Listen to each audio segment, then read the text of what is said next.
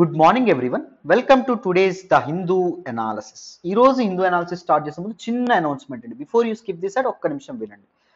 So మన UPSC current affairs course ఏదైతే ఉంటుందో దీని యొక్క ఫీజు ఈ 31 అక్టోబర్ వరకు 5,000 రూపీస్ మాత్రమే. 1వ తారీఖు నుంచి 7,000 రూపాయలు అవుతుంది. ప్రతిదీ కాంప్రహెన్సివ్గా బ్యాక్గ్రౌండ్ నుంచి ప్రతి టాపిక్ తెలుసుకోవాలనుకుంటే UPSC current affairs course join అవ్వండి అమ్మ. మీకు చాలా వాల్యూ ఎడిషన్ అనేది ఉంటుంది. హిందూ ఒక్కటి మీకు కరెంట్ అఫైర్స్కి సరిపోదు. Indian express and other magazines నుంచి ఇంపార్టెంట్ ఆర్టికల్స్ అనేవి మీకు అవసరం. సో ఫీజు అనేది పెరుగుతుంది. సో మీకు చాలా వాల్యుడేషన్ ఉంటుంది. 6 months me dedication and time నాకు ఇస్తే you will master current affairs, that is for sure. అర్థమైంది. సో చక్కగా జాయిన్ అయ్యే ప్రయత్నం అయితే చేయండి. మీకు చాలా వాల్యుడేషన్ ఉంటుంది, రైట్? సో ఒకసారి మిగిలిన ఇది కూడా చూద్దామండి. చూడండి ఒకసారి అనౌన్స్మెంట్స్.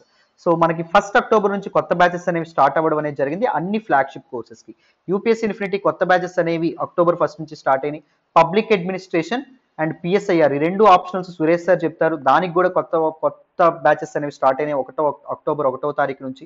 ఆంథ్రోపాలజీ, సోషియాలజీ రెండు నేను చెప్తాను. సో మా టీచింగ్ స్టైల్ మీకు నచ్చినట్టయితే మీరు చక్కగా ఆప్షనల్స్ కూడా తీసుకోవచ్చు. బెటర్ కాన్సెప్చువల్ క్లారిటీ అనేది మీకు ఉంటుంది.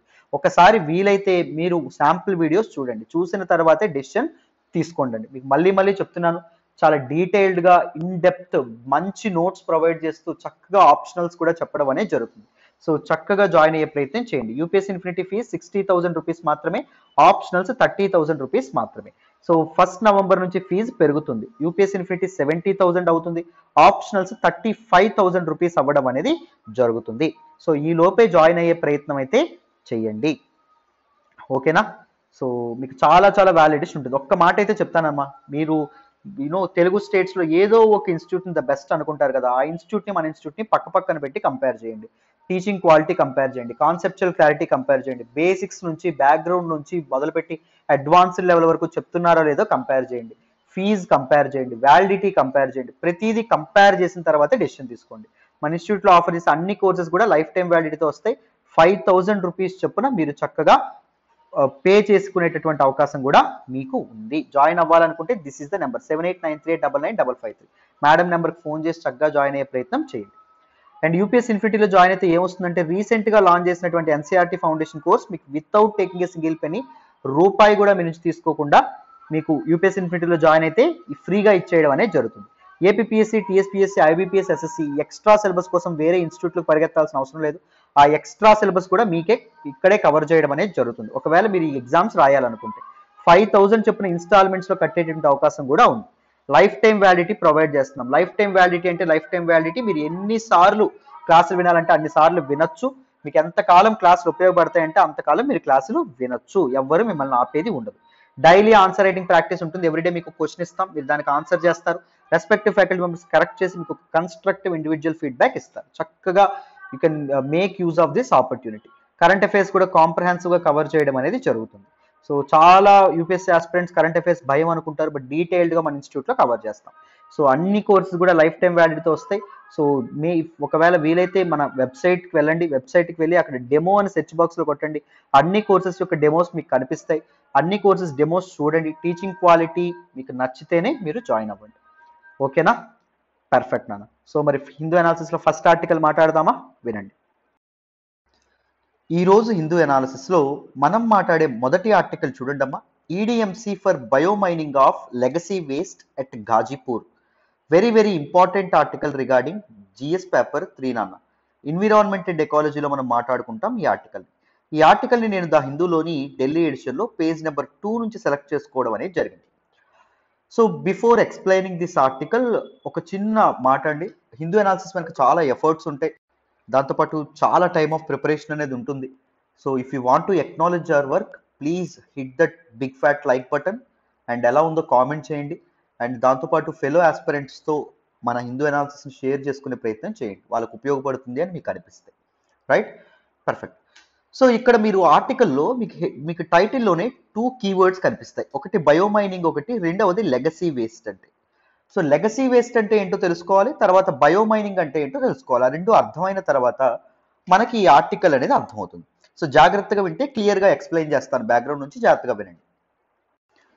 సో ఈ ఆర్టికల్ మీకు అర్థం కావాలంటే మొదటి కీవర్డ్ లెగసీ వేస్ట్ అంటే ఏంటో మీకు అర్థం కావాలి. మీకు ఇక్కడ పక్కన పిక్చర్లో కనిపిస్తుంది. ఏంటి, ఎంతో కాలంగా ఒక దగ్గర కలెక్ట్ చేసి ఎంతో కాలంగా స్టోర్ చేసినటువంటి ఈ చెత్త ఏదైతే ఉంటుందో దాన్నే లెగసీ వేస్ట్ అంటాం. లెగసీ వేస్ట్ డెఫినేషన్ చూడండి. Legacy waste are the waste, వ్యర్థాలు, that have been collected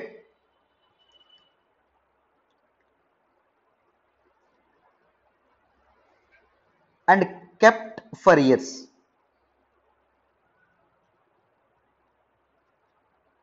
at some barren land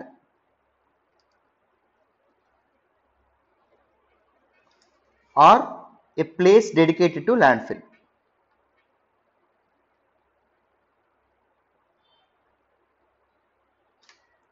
చూడండి అమ్మా, మనకి ఇది ఎంతో కాలంగా ఒక దగ్గర కలెక్ట్ చేసినటువంటి చెత్త అంతా ఒక ప్లేస్లో ఒక పర్టికులర్ ప్లేస్లో ఎక్కువ కాలం స్టోర్ చేస్తే అది లెగసీ వేస్ట్ కింద మారడం అనేది జరుగుతుంది. This is an example of legacy waste.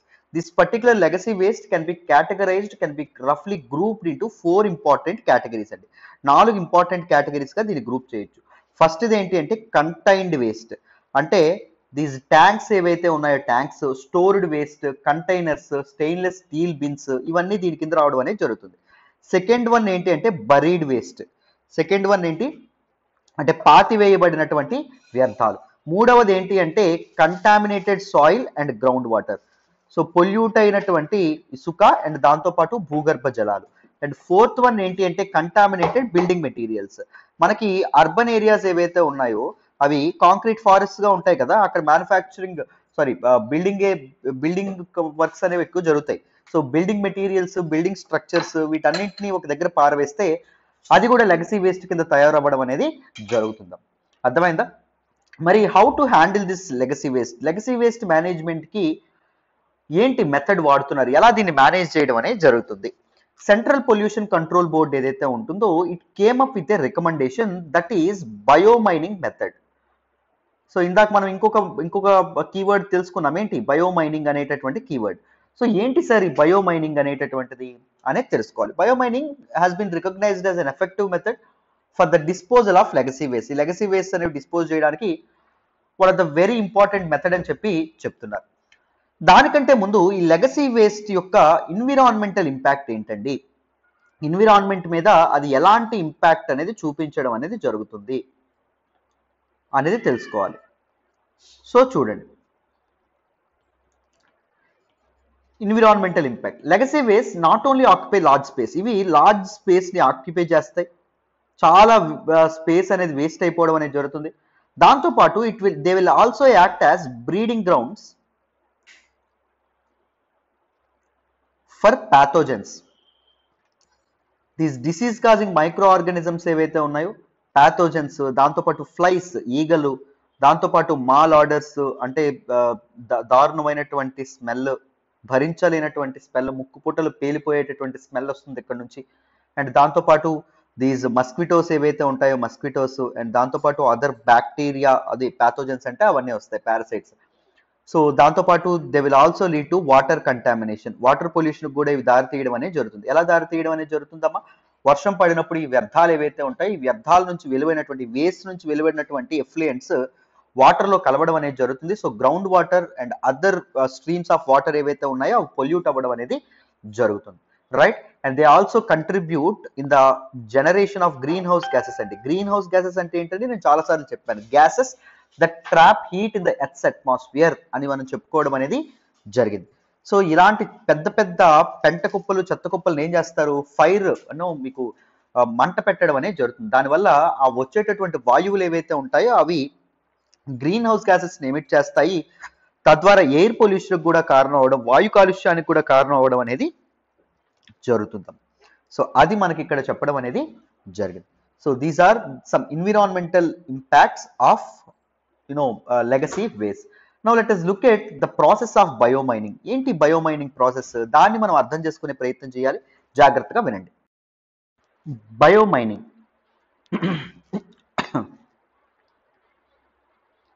చూడండి, biomining is the process of using microbes or microorganisms to extract metals of economic interest. Biomining అంటే ఏంటి అంటే మైక్రో ఆర్గానిజమ్స్ ఏవైతే ఉంటాయో వాటిని ఉపయోగించి ఒక ఓర్ నుంచి మినరల్స్ ఏవైతే ఉన్నాయో మెటల్స్ ఏవైతే ఉంటాయో వాటిని బయటకి తీయడం. ఒక ఖనిజం నుంచి లోహాలు ఏవైతే ఉంటాయో వాటిని బయటకి తీయడానికి మైక్రో ఆర్గానిజమ్స్ ఉపయోగిస్తే దాన్ని బయోమైనింగ్ అని చెప్పి అనడం అనేది జరుగుతుంది.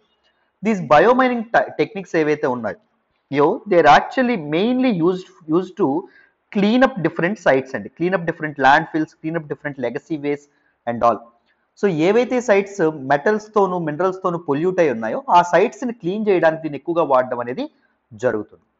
It is usually used for old dumped waste. ఎప్పుడూ డంప్ అయినటువంటి వేస్ట్ ఏదైతే ఉంటుందో అంటే లెగసీ వేస్ట్ ఏదైతే ఉంటుందో దాన్ని క్లీన్ చేయడానికి దీన్ని వాడడం అనేది జరుగుతుంది. The waste which is partly or fully decompose state with no segregation existence between wet and dry waste. అంటే వెట్ అండ్ డ్రై వేస్ట్ కలిపి పేరుకుపోయినటువంటి ఒక వ్యర్థ స్థలం ఏదైతే ఉంటుందో, ఒక చెత్త కుప్ప, ఒక పెంట కుప్ప ఏదైతే ఉంటుందో దాన్ని డికంపోజ్ చేయడానికి ఈ టెక్నిక్, ఈ బయోమైనింగ్ మెథడ్స్ ఏవైతే ఉన్నాయో అవి వాడడం అనేది జరుగుతుంది. This is the most used method, most accepted method. ఎందుకు అంటే it is very economical and it is very cost effective. ఈ మెథడ్ చాలా చాలా కాస్ట్ ఎఫెక్టివ్ మెథడ్ గా ఉండడం అనేది జరుగుతుంది. అర్థమైంది, చాలా తక్కువ డబ్బులు దీనికి ఖర్చు అవ్వడం అనేది జరుగుతుంది.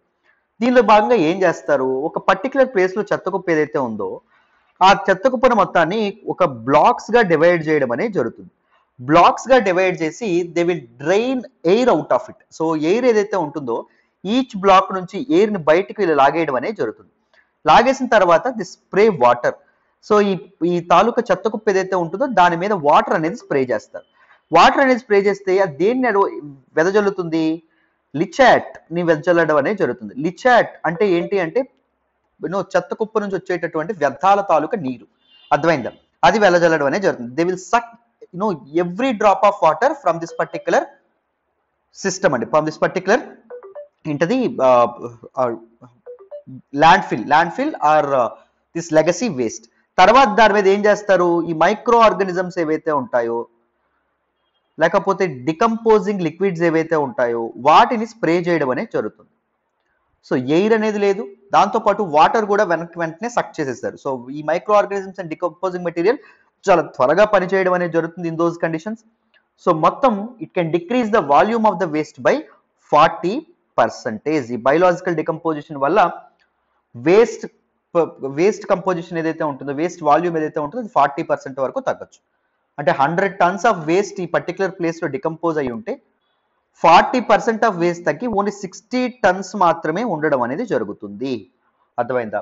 సో ఇది మల్టిపుల్ టైమ్స్ ఈ డికంపోజింగ్ ప్రాసెస్ అనేది చేసి, బయోమైనింగ్ ప్రాసెస్ అనేది చేసి లెగసీ వేస్ట్ ఏదైతే ఉంటుందో దాన్ని మొత్తాన్ని క్లియర్ చేస్తారండి. So this is the process of biomining. So డీటెయిల్డ్గా లెగసీ వేస్ట్ అంటే ఏంటి, దాంతోపాటు లెగసీ వేస్ట్ యొక్క కేటగిరీస్ ఏంటి, గ్రూప్స్ ఏంటి, అండ్ ఎన్విరాన్మెంటల్ ఇంపాక్ట్ ఏంటి, అండ్ దాన్ని సాల్వ్ చేయడానికి గవర్నమెంట్ ముఖ్యంగా సెంట్రల్ పొల్యూషన్ కంట్రోల్ బోర్డ్ ఇచ్చినటువంటి బయోమైనింగ్ ప్రాసెస్ విధానం ఏంటి, ఇవన్నీ మీకు డీటెయిల్డ్గా బ్యాక్గ్రౌండ్తో సహా అర్థమయ్యాయని అనుకుంటున్నాను. Now let us look at the news article. న్యూస్లో ఏమొచ్చిందో చెప్తాను, వినండి. చూడండి నాన్న, న్యూస్లోకి ఏమొచ్చింది అంటే ఢిల్లీలో ఉన్నటువంటి గాజీపూర్ ల్యాండ్ ఫిల్ సైట్ ఏదైతే ఉంటుందో, చెత్త కుప్పని ఏదైతే ఉంటుందో దాన్ని ఈస్ట్ ఢిల్లీ మున్సిపల్ కార్పొరేషన్ వాళ్ళు కంప్లీట్ గా క్లీన్ చేద్దామని చెప్పి అనుకుంటున్నారు. They wanted to speed up the process. Ghazipur landfill లో అంటే సుమారు 140 lakh tons of legacy waste అనేది ఉండిపోయిందంట. అంటే ఎప్పటి నుంచో పేరుకుపోయినటువంటి చెత్త ఏదైతే ఉంటుందో అది ఉండిపోయిందంట. దాన్ని కంప్లీట్ గా క్లీన్ చేద్దామని చెప్పి అనుకోవడం అనేది జరుగుతుంది.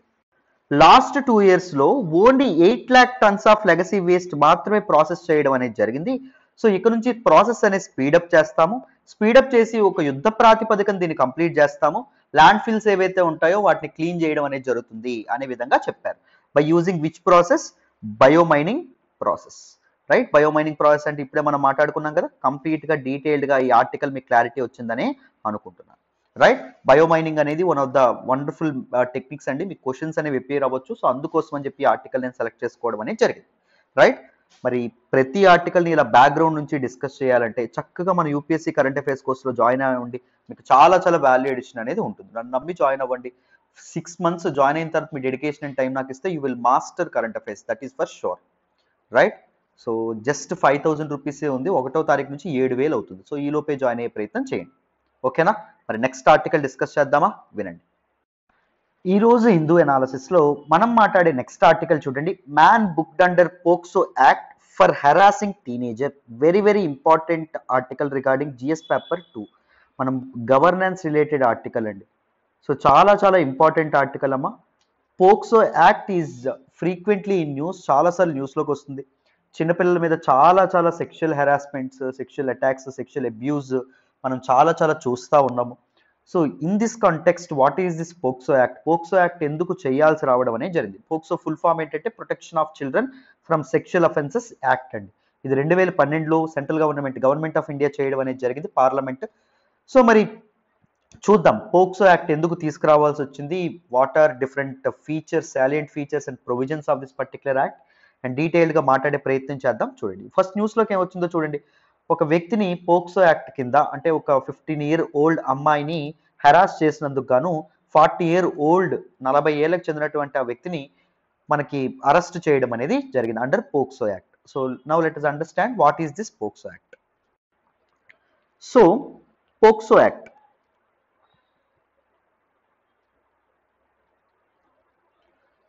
Protection of children from sexual offences act. ఈ యాక్ట్ని ఎప్పుడండి సెంట్రల్ గవర్నమెంట్ చేయడం అనేది జరిగింది? 2012లో తీసుకురావడం అనేది జరిగింది. So before going to understand what are the salient features of POCSO act, let us look at some background. India has one of the largest populations of children in the world అండి. According to 2011 census, 2011 జనాభా లెక్కల ప్రకారం భారతదేశంలో సుమారు 472 million children ఉండడం అనేది జరిగింది. Children అంటే who are below the age of 18 years, less than 18 years పిల్లలు 472 మిలియన్ పీపుల్ ఉండడం అనేది జరిగింది. సో ఇంతమంది పాపులేషన్ ఉండడం వల్ల ఒకవేళ చిల్డ్రన్ మీద ఎఫెక్ట్ పడితే all over the state, all over the nation మీద ఎఫెక్ట్ పడుతుంది. కాబట్టి protection of children by the state, పిల్లల్ని ప్రొటెక్ట్ చేయడం అనేటటువంటిది రాజ్యానికి ఒక బాధ్యతగా అప్పగించడం అనేది జరిగింది by our constitutional makers through Article 21 of the Constitution. Article 21 of the Constitution ఏం చెప్తుందండి? Right to life and personal liberty అనేది ఇది చేస్తుంది. సో దాంతోపాటు డిగ్నిటీ కూడా ఇస్తుంది. సో చిల్డ్రన్ సెక్షువల్ అబ్యూస్ గురవకుండా, దీస్ సెక్షువల్ హెరాస్మెంట్స్ గురవకుండా కాపాడాల్సినటువంటి బాధ్యత ఎవరిది? ప్రభుత్వాలది. బట్ కానీ చాలా వరకు చిల్డ్రన్ మీద ఉన్నటువంటి సెక్షువల్ యాక్ట్స్ ఇండియన్ పీనల్ కోడ్లోనే కవర్ చేయడం అనేది జరిగింది బిఫోర్ 2012. సపోజ్ ఇండియన్ పీనల్ కోడ్లో ఉన్నటువంటి 375 ఇట్ ప్రొహిబిట్స్ రేప్ని ప్రొహిబిట్ చేయడం అనేది జరుగుతుంది. అర్థమైందా? But it only covers female children, ఆడవాళ్ళని మాత్రమే కవర్ చేయడం అనేది జరుగుతుంది. And it is same for both adults and children అండి. It is not children specific, అంటే ఆ పిల్లలకి మాత్రమే దీనికోసం అనేది లేదు, సెపరేట్గా స్పెషల్గా అనేది కాదు, ఎక్స్క్లూజివ్గా కాదు. అడల్ట్స్ అండ్ చిల్డ్రన్కి రేప్ ఒకవేళ జరిగితే ఐపీసీ సెక్షన్ 375 కింద ఏం చేయడం అనేది జరుగుతుంది? వాళ్ళని అరెస్ట్ చేయడం అనేది జరుగుతుంది. అర్థమైందా? సో బట్ ఇది మేల్ చిల్డ్రన్ ఎవరైతే ఉన్నారో వాళ్ళని కవర్ చేయదు కూడా. IPC section 354 outraging the modesty of women.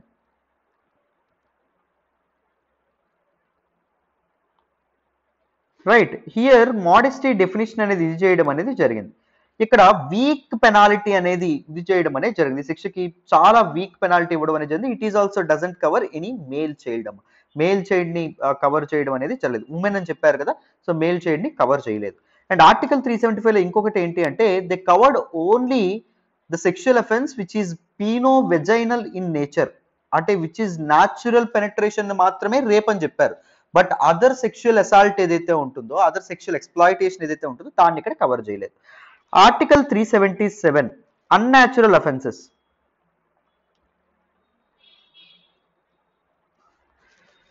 So here unnatural offenses, the term is not defined clearly. Clear గా define చేయలేదు. It only applies to victims penetrated by their attacker's sex. So only pinovaginal in nature ఉన్నటువంటి దాన్ని only penetration అయితేనే దాన్ని ఇది చేయడం అనేది జరిగింది. అర్థమైందా? కానీ అదర్ సెక్షువల్ అబ్యూజ్ ఏదైతే ఉంటుందో, పోర్నోగ్రఫీ కానీ, లేకపోతే పిల్లల్ని సెక్షువల్ గా చిత్రీకరించడం కానీ, ఇలాంటి ఆస్పెక్ట్స్ ఏవైతే ఉంటాయో దాన్ని ఇక్కడ ఇది చేయడం అనేది జరగలేదు, డిఫైన్ చేయడం అనేది జరగలేదు. సో ఈ లూప్ హోల్స్ ఏవైతే ఉన్నాయో వీటన్నింటిని అధిగమించి పిల్లలకి ఒక వాళ్ళు ఎదిగేటందుకు, వాళ్ళు ఎవాల్వ్ అయ్యేటందుకు, ఒక నేటి బాల్య రేపటి పౌరులు అంటారు, ఒక ఫ్యూచర్ సివిలియన్స్ గా ఎదిగేందుకు ఒక కోహసివ్, ఒక కార్డియల్ ఎన్విరాన్మెంట్ ని ఏర్పాటు చేయడానికి ఈ పాక్సో యాక్ట్, వాళ్ళని ప్రొటెక్ట్ చేయడానికి పాక్సో యాక్ట్ ఏదైతే ఉంటుందో దీన్ని తీసుకురావడం అనేది జరిగింది. పిల్లల యొక్క రైట్స్ ఆఫ్ చిల్డ్రన్ ని ప్రొటెక్ట్ చేసేందుకు ఒక స్టాట్యూటరీ బ్యాకింగ్ ఇవ్వాలని చెప్పి అనుకున్నారు. స్టాట్యూటరీ అంటే చట్టం, ఒక చట్టం ద్వారా ఒక సపోర్ట్ ఇద్దామని చెప్పి అనుకున్నారు. అందుకే 2012లో ఒక చట్టం చేయడం అనేది జరిగింది. So government of India, central government 2012లో పాక్సో యాక్ట్ చేయక ముందు ఓన్లీ గోవా మాత్రమే చిల్డ్రన్ యొక్క రైట్స్ ని కాపాడేందుకు ఒక చట్టం చేసింది. That is Goa children's act of 2003. అర్థమైందా? ఒక చట్టం ద్వారా వాళ్ళకి ప్రొటెక్షన్ అనేది కల్పించారు. తర్వాత government of India came up with this particular POCSO act. So POCSO act యొక్క బ్యాక్గ్రౌండ్ అర్థమైందని అనుకుంటున్నాను. Now let us look at the different salient features of POCSO act. Different features ని తెలుసుకునేటటువంటి ప్రయత్నం చేద్దాం. జాగ్రత్తగా వినండి, మీకు క్లియర్ గా అర్థమైపోతుంది. సో ఇక్కడ పోక్సో యాక్ట్ ప్రకారం ప్రొటెక్షన్ ఆఫ్ చిల్డ్రన్ అన్నాం కదా, చిల్డ్రన్ ని ఎలా డిఫైన్ చేశారంటే according to the act, individuals aged below 18 years అండి, 18 ఏళ్ళు లోపల వాళ్ళు. And this act is also gender neutral, అంటే both attacks on men and women, no male children and female children will be taken up. అర్థమైందా? Cases ఏవైతే ఉన్నాయో వాటిని take up చేయడం అనేది జరుగుతుంది. Here different forms of sexual abuse ని వీళ్ళు డిఫైన్ చేయడం అనేది జరిగింది. ఏంటేంటి? ఒకటి సెక్షువల్ హెరాస్మెంట్ లేదా sexual penetration, pornography, penetrative and non penetrative assaults ఏవైతే ఉంటాయో వాటిని కూడా దీని ప్రకారంగా డిఫైన్ చేయడం అనేది జరిగింది. And sexual assault is deemed to be aggravated. Aggravated అంటే ఇంటెన్సిఫైడ్. సో మీకు కేసు ఏదైతే ఉంటుందో అది ఇంటెన్సిఫై చేస్తారు. ఎప్పుడంట? Under certain circumstances. ఒకవేళ మీరు అబ్యూజ్ చేసినటువంటి చిల్డ్రన్ మెంటల్లీ ఇల్లు అనుకోండి, వాళ్ళకి మతి స్థిమితం లేదనుకోండి, దాన్ని ఎక్స్ప్లాయిట్ చేసి మీరు ఏమైనా వాళ్ళ మీద అఘాయిత్యానికి పాల్పడ్డారనుకోండి, దెన్ మీకు శిక్ష రెట్టింపవడం అనేది జరుగుతుంది, పెనాల్టీ అనేది ఎక్కువగా ఉంటుంది. లేకపోతే ఒకవేళ abuse is committed by a person in position of trust, పిల్లలు బాగా నమ్మేటటువంటి వ్యక్తే వాళ్ళ మీద అబ్యూజ్కి పాల్పడ్డారనుకోండి, సపోజ్ డాక్టర్ కానీ, టీచర్ కానీ, పోలీస్ మెన్ కానీ, ఫ్యామిలీ మెంబర్స్ కానీ, ఇలాంటి వాళ్ళు అబ్యూజ్కి పాల్పడితే ఇంకా కఠినమైనటువంటి శిక్షలు ఏవైతే ఉంటాయో అవి ఉండడం అనేది జరుగుతుంది. అర్థమైందా? And there were adequate provisions are made to avoid revictimization of children. అంటే ఈ జ్యుడిషియల్ ప్రొసీడింగ్స్ ఏవైతే ఉన్నాయో వాటిలో పిల్లల మీద అటాక్స్ కానీ, పిల్లల్ని ప్రొటెక్ట్ చేయడం కానీ, అదే పిల్లల మీద అటాక్స్ కానీ వీటన్నిటిని నిలువరించాలి, వీటన్నిటిని అవాయిడ్ చేయడానికి ప్రయత్నించాలి. ఇక్కడ పోలీస్ మెన్ ఎవరైతే ఉన్నారో they take the role of child protector అండి డ్యూరింగ్ ద ఇన్వెస్టిగేషన్. సో ఎవరి మీద అయితే కేసు అనేది జరిగిందో వాళ్ళు ఒకవేళ అటాక్ చేస్తే పిల్లల్ని, వాళ్ళు ఏమైనా పిల్లలకి మళ్ళీ అబ్యూజ్కి పాల్పడితే, లేకపోతే మళ్ళీ పిల్లల మీద ఏవైనా అఘాయిత్యాలకు పాల్పడితే, సో అలాంటి విషయాల్ని కంట్రోల్ చేయడం అనేది పోలీసుల తాలూకా బాధ్యత. సో రీవిక్టిమైజేషన్ అనేది, ఒకసారి విక్టిమ్ అయ్యారు, మళ్ళీ సెకండ్ టైం విక్టిమ్ అవ్వకుండా వాళ్ళని కాపాడగలగాలి. అండ్ దాంతో పాటు దిస్ ఇన్వెస్టిగేషన్ ప్రాసెస్ ఏదైతే ఉంటుందో it must be child friendly అని చెప్పారండి. పిల్లలకి ఫ్రెండ్లీగా ఉండాలి. పిల్లలకి ఎప్పుడు పడితే అప్పుడు, ఎలా పడితే అలాగే, ఎక్కడ పడితే అక్కడికి పిలవడం కానీ, ఇలాంటి పనులు అనేవి చేయకూడదు. అర్థమైందా? చైల్డ్ ఫ్రెండ్లీగా ఉండడం అనేది జరగాలి. రైట్? సో కేసు అనేది తప్పకుండా విత్ ఇన్ 1 year కంప్లీట్ గా సాల్వ్ అయిపోవాలి. పిల్లలకి ఎక్కువ ఒక మెంటల్ ట్రామా, మెంటల్ స్ట్రెస్ లో పెట్టడం అనేది జరగకూడదు. దాంతోపాటు ఈ కేసెస్ ని విచారించడానికి స్పెషల్ కోర్ట్స్ ను కూడా ఏర్పాటు చేయాలి. అర్థమైందా? For the trial of such offences, ఇలాంటి పోక్సో యాక్ట్ కింద అఫెన్సెస్ ని ఇది చేయడానికి స్పెషల్ కోర్ట్స్ ను కూడా ఏర్పాటు చేయాలి. అండ్ దాంతోపాటు under section 45 of this particular act, all the rules, the power to make rules ఏవైతే ఉన్నాయో అవి ఎవరి చేతుల్లో ఉండడం అనేది జరుగుతుంది? సెంట్రల్ గవర్నమెంట్ ఆఫ్ ఇండియా ఏదైతే ఉంటుందో దాని చేతుల్లో ఉంటుంది. స్టేట్ గవర్నమెంట్కి ఎలాంటి అర్హతలు ఉండవు, సెంట్రల్ గవర్నమెంట్కే ఉండడం అనేది జరుగుతుంది. And to the monitoring of the implementation of this particular act, ఈ యాక్ట్ అనేది ఎలా పనిచేస్తుంది, దీని ప్రొవిజన్స్ అనేవి ఎలా ఉన్నాయి అది చూడాల్సినటువంటి బాధ్యత ఎవరికి అప్పగించారు? National commission for protection of children rights, NCPCR, and దాంతోపాటు state commission for protection of children rights, వీళ్ళు ఎవరైతే ఉన్నారో వీళ్ళకి అప్పగించడం అనేది జరిగింది. బోత్ ఆర్ స్టాట్యూటరీ కమిషన్స్ అండి, స్టాట్యూటరీ బాడీస్ అంటే ఒక చట్టం చేసినటువంటి బాడీస్. సో వాళ్ళకి అప్పగించడం అనేది జరిగింది. అర్థమైందా? అండ్ దాంతోపాటు మ్యాండేటరీ రిపోర్టింగ్ అమ్మ. సో ఒకవేళ నీకు ఏదైనా సెక్షువల్ అబ్యూస్ పిల్లల మీద జరుగుతుందని తెలిస్తే నువ్వు తప్పకుండా రిపోర్ట్ చేయాలి. రిపోర్ట్ చేయకపోతే నీకు 6 months వరకు జైలు అండ్ ఫైన్ కూడా ఉండడం అనేది జరుగుతుంది. సపోజ్ ఒక హోటల్లో, ఒక రెస్టారెంట్, మీకు ఒక రెస్టారెంట్ ఉందనుకోండి, ఒక పెద్ద హోటల్ ఉందనుకోండి, ఆ హోటల్ రూమ్ లో సపోజ్ చైల్డ్ పోర్నోగ్రఫీ చిత్రీకరిస్తున్నారు అనుకోండి, నీకు తెలుసు అనుకోండి, తెలిసి నువ్వు రిపోర్ట్ చేయలేదు అనుకోండి, తప్పకుండా నీ మీద ఏం జరుగుతుంది, దీస్ ఫైన్ అండ్ దాంతోపాటు జైలు శిక్ష నీకు కూడా పడడం అనేది జరుగుతుంది. These are some important provisions of this particular POCSO Act. POCSO Act tries to ensure different rights to the children అండి. చిల్డ్రన్ కొన్ని రైట్స్ అనేవి ఎన్ష్యూర్ చేద్దామని చెప్పి అనుకుంటున్నారు. ఫస్ట్ రైట్ ఏంటంటే right to life and survival, బతికేటటువంటి హక్కు. దీనిలోనే డిగ్నిఫైడ్ గా బతికేటటువంటి హక్కు కూడా ఉంటుంది అండ్ సర్వైవ్ అయ్యేటటువంటి హక్కు కూడా ఉంది. అర్థమైందా? Children must be shielded from, must be protected from any kind of physical, psychological, mental and emotional abuse అని చెప్పడం అనేది జరిగింది. వాళ్ళని ప్రొటెక్ట్ చేయాల్సినటువంటి బాధ్యత ఈ చట్టం మీద ఉంది. And to protect the best interest of the child, పిల్లలకి ఏదైతే మంచితో అది చేయడానికి ప్రయత్నించాలి. అర్థమైంది? The primary consideration must be holistic development, harmonious development of child.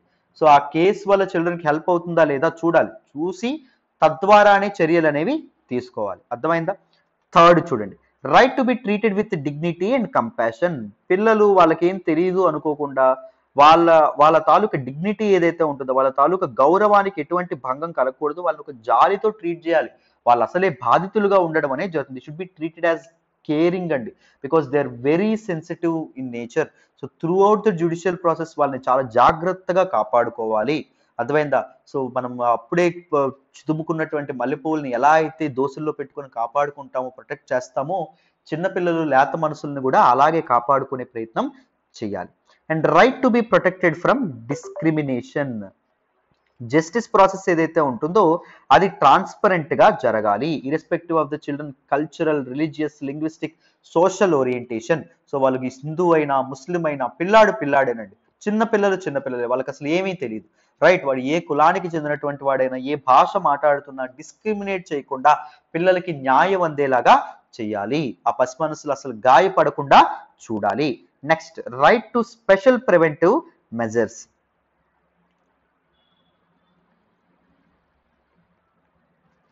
అంటే చిల్డ్రన్ వాళ్ళు బలహీనంగా అని చెప్పి చాలా మంది కొట్టివేయడం కానీ ఇవన్నీ జరగడం అనేది జరుగుతుంది. చాలా కొట్టడం కానీ లేకపోతే అబ్యూజ్ చేయడం కానీ చేస్తారు. They are very vulnerable to revictimization. Case పెట్టాడని చెప్పి వాడు మళ్ళీ కొట్టడం కానీ, వాడు మళ్ళీ అటాక్ చేయడం కానీ ఇవన్నీ చేయడం అనేది జరుగుతుంది. సో చిల్డ్రన్ కి సెల్ఫ్ ప్రొటెక్షన్ గురించి ట్రైనింగ్ అనేది ఇవ్వాలి through out the judicial process. And దాంతోపాటు ఒకవేళ అబ్యూజ్ చేస్తే ఎక్కడికి వెళ్ళి కంప్లైంట్ చేయాలో చెప్పాలి. They have the right to be informed. ఆ జ్యుడిషియల్ ప్రాసెస్ ఏంటి, ఏం చేస్తా ఉన్నారు, జ్యుడిషియల్ అండ్ లీగల్ ప్రొసీడింగ్స్ ఏంటి, దానివల్ల ఎటువంటి కాన్సిక్వెన్సెస్ అనేవి ఉంటాయి అని చెప్పి ఆ పిల్లాడు ఎవరైతే ఉన్నారో ఆయనకి చెప్పాలి. రేపు పొద్దున్న రీవిక్టిమైజ్ అయితే ఎక్కడికి వెళ్ళి కంప్లైంట్ చేయాలి, ఎలా తను కాపాడుకోవాలో కూడా చెప్పాలి. Right to be heard. So ఆయన తాలూకా బాధలు ఏవైతే ఉన్నాయో, ఆయన తాలూకా వ్యూస్ ఏవైతే ఉన్నాయో, పిల్లల తాలూకా వ్యూస్ ఏవైతే ఉన్నాయో, ఆమె తాలూకు కానీ ఆయన తాలూకు కానీ ఆ కన్సర్న్స్ ఏవైతే ఉన్నాయో వాటిని ప్రతి ఒక్కరూ తప్పకుండా వినాలి. వాళ్ళకంటూ ఒక చెవిని ఇవ్వాలి. అర్థమైందా? సో తద్వారా వాళ్ళ ప్రాబ్లమ్స్ ఏవైతే ఉన్నాయో అవి చెప్పగలుగుతారు. అర్థమైందా? And right to effective assistance. పిల్లలు కావాలనుకున్నప్పుడు financial assistance, legal assistance, counselling, health, social, educational services, psychological recovery services ఇవన్నీ తప్పకుండా గవర్నమెంటే ప్రొవైడ్ చేయాలి. ఒక డాక్టర్ని పెట్టాలి, ఫినాన్షియల్గా ఎంతో కొంత హెల్ప్ చేయాలి పెనాల్టీ కింద. అండ్ దాంతోపాటు ఎడ్యుకేషనల్ సర్వీసెస్ అనేవి అందించాలి. కౌన్సిలింగ్, హెల్త్ వీటన్నిటిని ప్రొవైడ్ చేయాలి. అండ్ నెక్స్ట్ ఇంపార్టెంట్ చూడండి, చాలా చాలా ఇంపార్టెంట్, రైట్ టు ప్రైవసీ. పిల్లల తాలూకు ఐడెంటిటీని కాన్ఫిడెన్షియల్ గా ఉంచాలి. అర్థమైందా? They must be protected at all stages of the pre trial and trial process. So judicial process లో వాళ్ళని తప్పకుండా ప్రొటెక్ట్ చేయాలి. Right to be protected from hardship during the judicial process. These child ఫ్రెండ్లీగా judicial investigation అనేది ఉండాలి.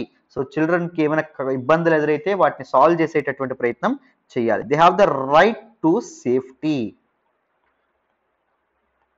So children must be protected before, during and after the judicial process. So పోలీసుల తాలూకా బాధ్యత. Police should act as the protector of the children and right to compensation. వాళ్ళకి జరిగినటువంటి అన్యాయానికి తగినట్టుగా వాళ్ళకి ఎంతో కొంత కంపెన్సేషన్ కూడా ప్రొవైడ్ చేయాలి. They must be awarded some kind of compensation for his relief and rehabilitation, for his or her relief or rehabilitation.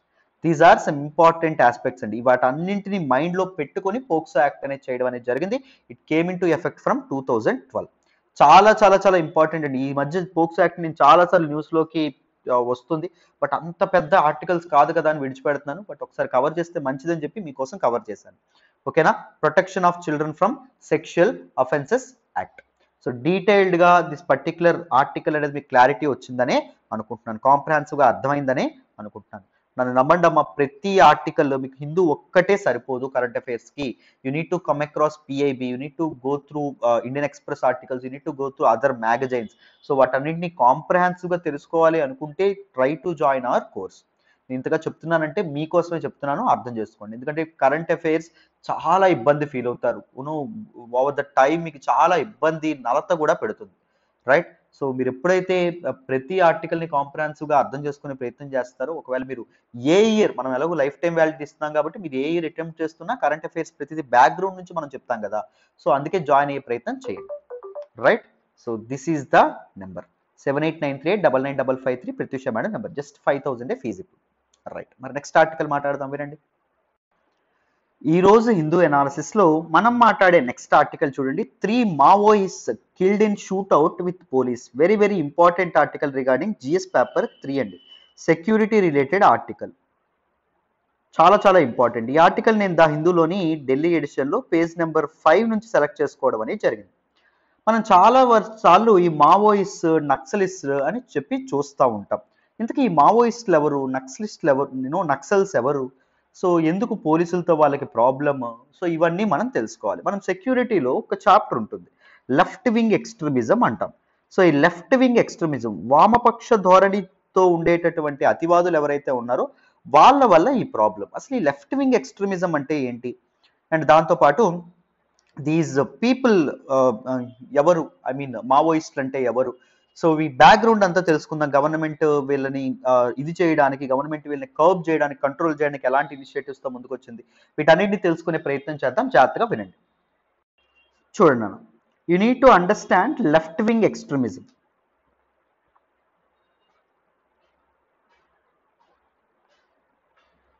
వామపక్ష ధోరణి ఉండేటటువంటి వ్యక్తులు, కమ్యూనిస్టులు ఎవరైతే ఉంటారో కమ్యూనిస్టులు, సోషలిస్ట్ ప్రభుత్వం కావాలనుకునే వాళ్ళు ఎవరైతే ఉంటారో వాళ్ళు, అంటే సంపద ఏదైతే ఉంటుందో, దేశ యొక్క సంపద ఏదైతే ఉంటుందో అది ప్రజలందరికీ డిస్ట్రిబ్యూట్ చేయాలి అనుకునేటటువంటి వాళ్ళు. సంపద ఒకరి చేతుల్లోనే కాన్సన్ట్రేట్ అవ్వకూడదు. They are complete against to capitalism. పెట్టుబడిదారీ వ్యవస్థ ఏదైతే ఉంటుందో దానికి కంప్లీట్గా ఎగ్నెస్ట్గా ఉండేటటువంటి వాళ్ళు వామపక్ష ధోరణి ఉన్నటువంటి వ్యక్తులు. అందుకే వీళ్ళు బిగ్ ల్యాండ్ లార్డ్స్ కానీ లేకపోతే బాగా ధనికులు ఎవరైతే ఉంటారో వాళ్ళ మీద అటాక్స్ చేస్తూ ఉంటారు, రైట్? ఎప్పుడైనా మీరు గమనించారా? Right. So these left wing extremists are popularly called Maoist world wide. వీళ్ళని ఏమంటారు అంటే మావోయిస్టులు అనేటటువంటి పేరుతో పిలుస్తారు. అండ్ ఇండియాలో వీళ్ళని ఏమంటాము అంటే నక్సలైట్స్ అనేటటువంటి పేరుతో ఇండియాలో పిలవడం అనేది జరుగుతుంది. ద టర్మ్ నక్సలిజం, ఈ నక్సలైట్స్ అనే పదం ఎక్కడి నుంచి వచ్చింది, నక్సలిజం అనేటటువంటి పదం ఎక్కడి నుంచి వచ్చింది? It derives its name from a village in West Bengal, that is Naxalbari village. ఈ Naxalbari village is in West Bengal అండి, పశ్చిమ బెంగాల్లో ఉండడం అనేది జరిగింది. ఇక్కడ 1967లో ఒక రెబలియన్ అనేది మొదలవ్వడం అనేది జరిగింది, ఒక తిరుగుబాటు అనేది మొదలవ్వడం అనేది జరిగింది. ఎవరికి ఎగనెస్ట్గా? లోకల్ ల్యాండ్ లార్డ్స్ ఎవరైతే ఉంటారో వాళ్ళకి ఎగనెస్ట్గా, భూస్వాములు ఎవరైతే ఉన్నారో వాళ్ళకి ఎగనెస్ట్గా. సో లోకల్ ల్యాండ్ లార్డ్స్ వాళ్ళ తాలూకా ల్యాండ్ ఏదైతే ఉంటుందో, భూమి ఏదైతే ఉంటుందో ఆ ల్యాండ్స్లో పనిచేస్తున్నటువంటి పీజెంట్స్కి పంచాలి. ల్యాండ్ రిఫార్మ్స్ తీసుకొచ్చి, government of West Bengal land reforms తీసుకురాక ముందు ఈ తాలూకా ఈ రెబలియన్ ఏదైతే ఉంటుందో అది మొదలవ్వడం అనేది జరిగింది. ఎందుకు ఈ రెబలియన్ మొదలవ్వడానికి నక్సలిజం లేదా మావోయిజంనే ఎంచుకోవడం అనేది జరిగింది? మీరు గమనిస్తే 1917లో ఎప్పుడైతే రష్యన్ రెవల్యూషన్ అనేది జరిగిందో, రష్యన్ రెవల్యూషన్ తర్వాత వచ్చినటువంటి లెనిన్, లీడర్షిప్లోకి వచ్చినటువంటి లెనిన్కి పీజెంట్ కమ్యూనిటీ ఏదైతే ఉంటుందో, బూర్జువాజీలు ఎవరైతే ఉంటారో వీళ్ళందరూ చాలా హెల్ప్ చేయడం అనేది జరిగింది. ఎందుకు హెల్ప్ చేశారు? Because Lenin promised for the redistribution of land ఏదైతే ఉంటుందో దాన్ని రీడిస్ట్రిబ్యూట్ చేస్తానని చెప్పి, స్లావరీ ఏదైతే ఉంటుందో దాన్ని సమూలంగా నాశనం చేస్తానని చెప్పి లెనిన్ ప్రామిస్ చేయడం అనేది జరుగుతుంది.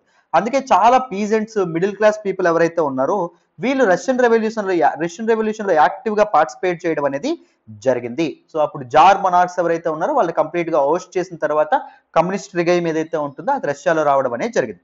సో ల్యాండ్ రిఫార్మ్స్ అనేవి తీసుకురావడానికి పెద్దల చేతుల్లో ఉండేటటువంటి భూమిని పెద్దల్ని పడగొట్టి పేదవాడికి పంచడానికి కమ్యూనిజం ఏదైతే ఉందో, ఈ వామపక్ష ధోరణి ఏదైతే ఉంటుందో అది బెటర్ ఎగ్జాంపుల్ అని చెప్పి మనకి రష్యన్ రెవల్యూషన్ లో కానీ అండ్ చైనీస్ రెవల్యూషన్ లో కానీ ఇక్కడ మనకు తేలడం అనేది జరిగింది. సో దాన్ని కూడా ఇక్కడ ఎంప్లాయ్ చేద్దామని చెప్పి అనుకున్నారు. ఆ టెక్నిక్ ని ఇక్కడ ఎంప్లాయ్ చేద్దామని అనుకుని నక్సల్బారీ విలేజ్ లో రెబలియన్ అనేది స్టార్ట్ అయింది. తద్వారా నక్సలిజం గా అది రూపాంతరం చెందడం అనేది జరిగింది. అర్థమైందా? అండ్ దిస్ మూవ్మెంట్ ఈ స్ప్రెడ్ అక్రాస్ ఈస్టర్న్ ఇండియా అండి. తూర్పు భారతదేశానికి ఈ నక్సలిస్ట్ మూవ్మెంట్ ఏదైతే ఉంటుందో అది స్ప్రెడ్ అవ్వడం అనేది జరిగింది ఇన్ లెస్ డెవలప్డ్ ఏరియాస్. ముఖ్యంగా ఛత్తీస్గఢ్ ఏదైతే ఉంటుందో ఛత్తీస్గఢ్ ప్రాంతం కానీ, ఒడిషా ఏదైతే ఉంటుందో ఒడిషా ప్రాంతం కానీ, ఆంధ్రప్రదేశ్ ఏదైతే ఉంటుందో ఆంధ్రప్రదేశ్ ప్రాంతం కానీ అక్కడికి డిస్ట్రిబ్యూట్ అవ్వడం అనేది జరిగింది. It is considered thus Naxal support Maoist political sentiment. Maoism ఏదైతే ఉంటుందో దాన్ని వీళ్ళు ఫాలో అవ్వడం అనేది జరుగుతుంది. Maoism is a form of communism అండి. It is a type of communism. ఇప్పుడు మీకు మార్క్సిస్ట్ లెనినిస్ట్ కమ్యూనిజం ఉంటుంది, లెనినిస్ట్ కమ్యూనిజం ఉంటుంది, మావోయిస్ట్ కమ్యూనిజం అనేది ఒకటి ఉండడం అనేది జరుగుతుంది. It is a form of communism. It is very authoritative communism. It is very insurgent type of communism. అర్థమైందా? సో ప్రభుత్వాన్ని పడగొట్టాలంటే, ప్రభుత్వం నుంచి పవర్ ని క్యాప్చర్ చేసుకోవాలంటే we should only get armed insurgency, mass mobilization and strategic alliances అని చెప్పి this Maoism ఏదైతే ఉంటుందో ఇది నమ్మడం అనేది జరుగుతుంది. Maoism was developed by Mao Tse Tung of China. ఈయన డెవలప్ చేయడం అనేది జరిగింది. రైట్.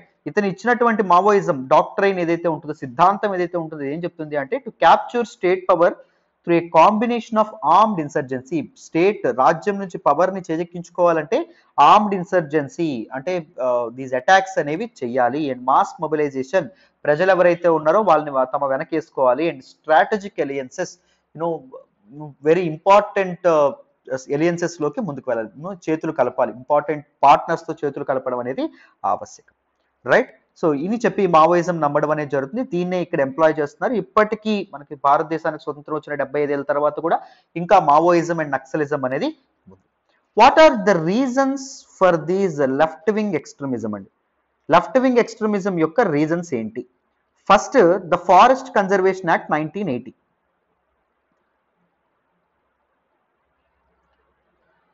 దీనిలో భాగంగా ఏం చేశారు? అడవుల్ని సంరక్షించడానికి ఆదివాసీలు తమ ఆస్తి, పూర్వీకుల నుంచి వస్తున్నటువంటి ఆస్తి అని చెప్పుకునేటటువంటి అడవులు ఏవైతే ఉంటాయో ఆ అడవి సంపదని ఈ తాలూకా ఆదివాసీలు వాడుకోకుండా చేయడం అనేది జరిగింది.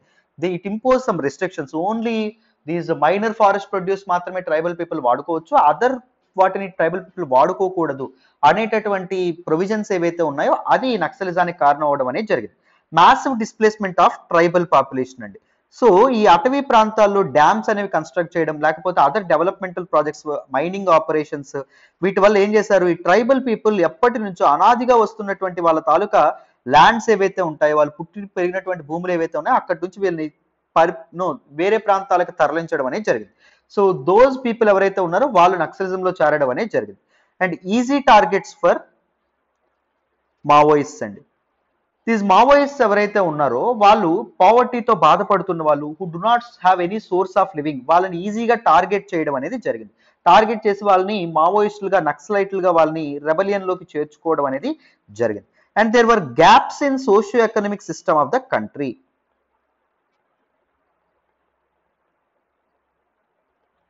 గవర్నమెంట్ తన సక్సెస్ ని ఎలా మెజర్ చేస్తుందంటే, ముఖ్యంగా నక్సల్ ఎఫెక్టెడ్ ఏరియాస్ ఏవైతే ఉన్నాయి, నక్సలిజం కానీ మావోయిజం కానీ ఎక్కువగా ఉండేటువంటి ఏరియాస్ లో తన డెవలప్మెంట్ ని నేను ఎన్ని అటాక్స్ చేశాను, ఎంతమంది మావోయిస్ట్ నక్సలైట్లు చంపాను ఆలోచిస్తుంది. కానీ ఆ ఎఫెక్టెడ్ ఏరియాస్ లో ఇన్ఫ్రాస్ట్రక్చర్ నేను డెవలప్ చేశానా, లేకపోతే నేను ఏమైనా డెవలప్మెంట్ చేశానా అనేటటువంటి ఆలోచన అనేది పెట్టుకోదు. So that is the main problem, gaps in socio-economic conditions. And there is no technical intelligence to fight and Maoists and Naxalists to fight cheyadaniki technical infrastructure technical intelligence అనేది సరిగ్గా లేకపోవడం and no follow up from the no technical assistance.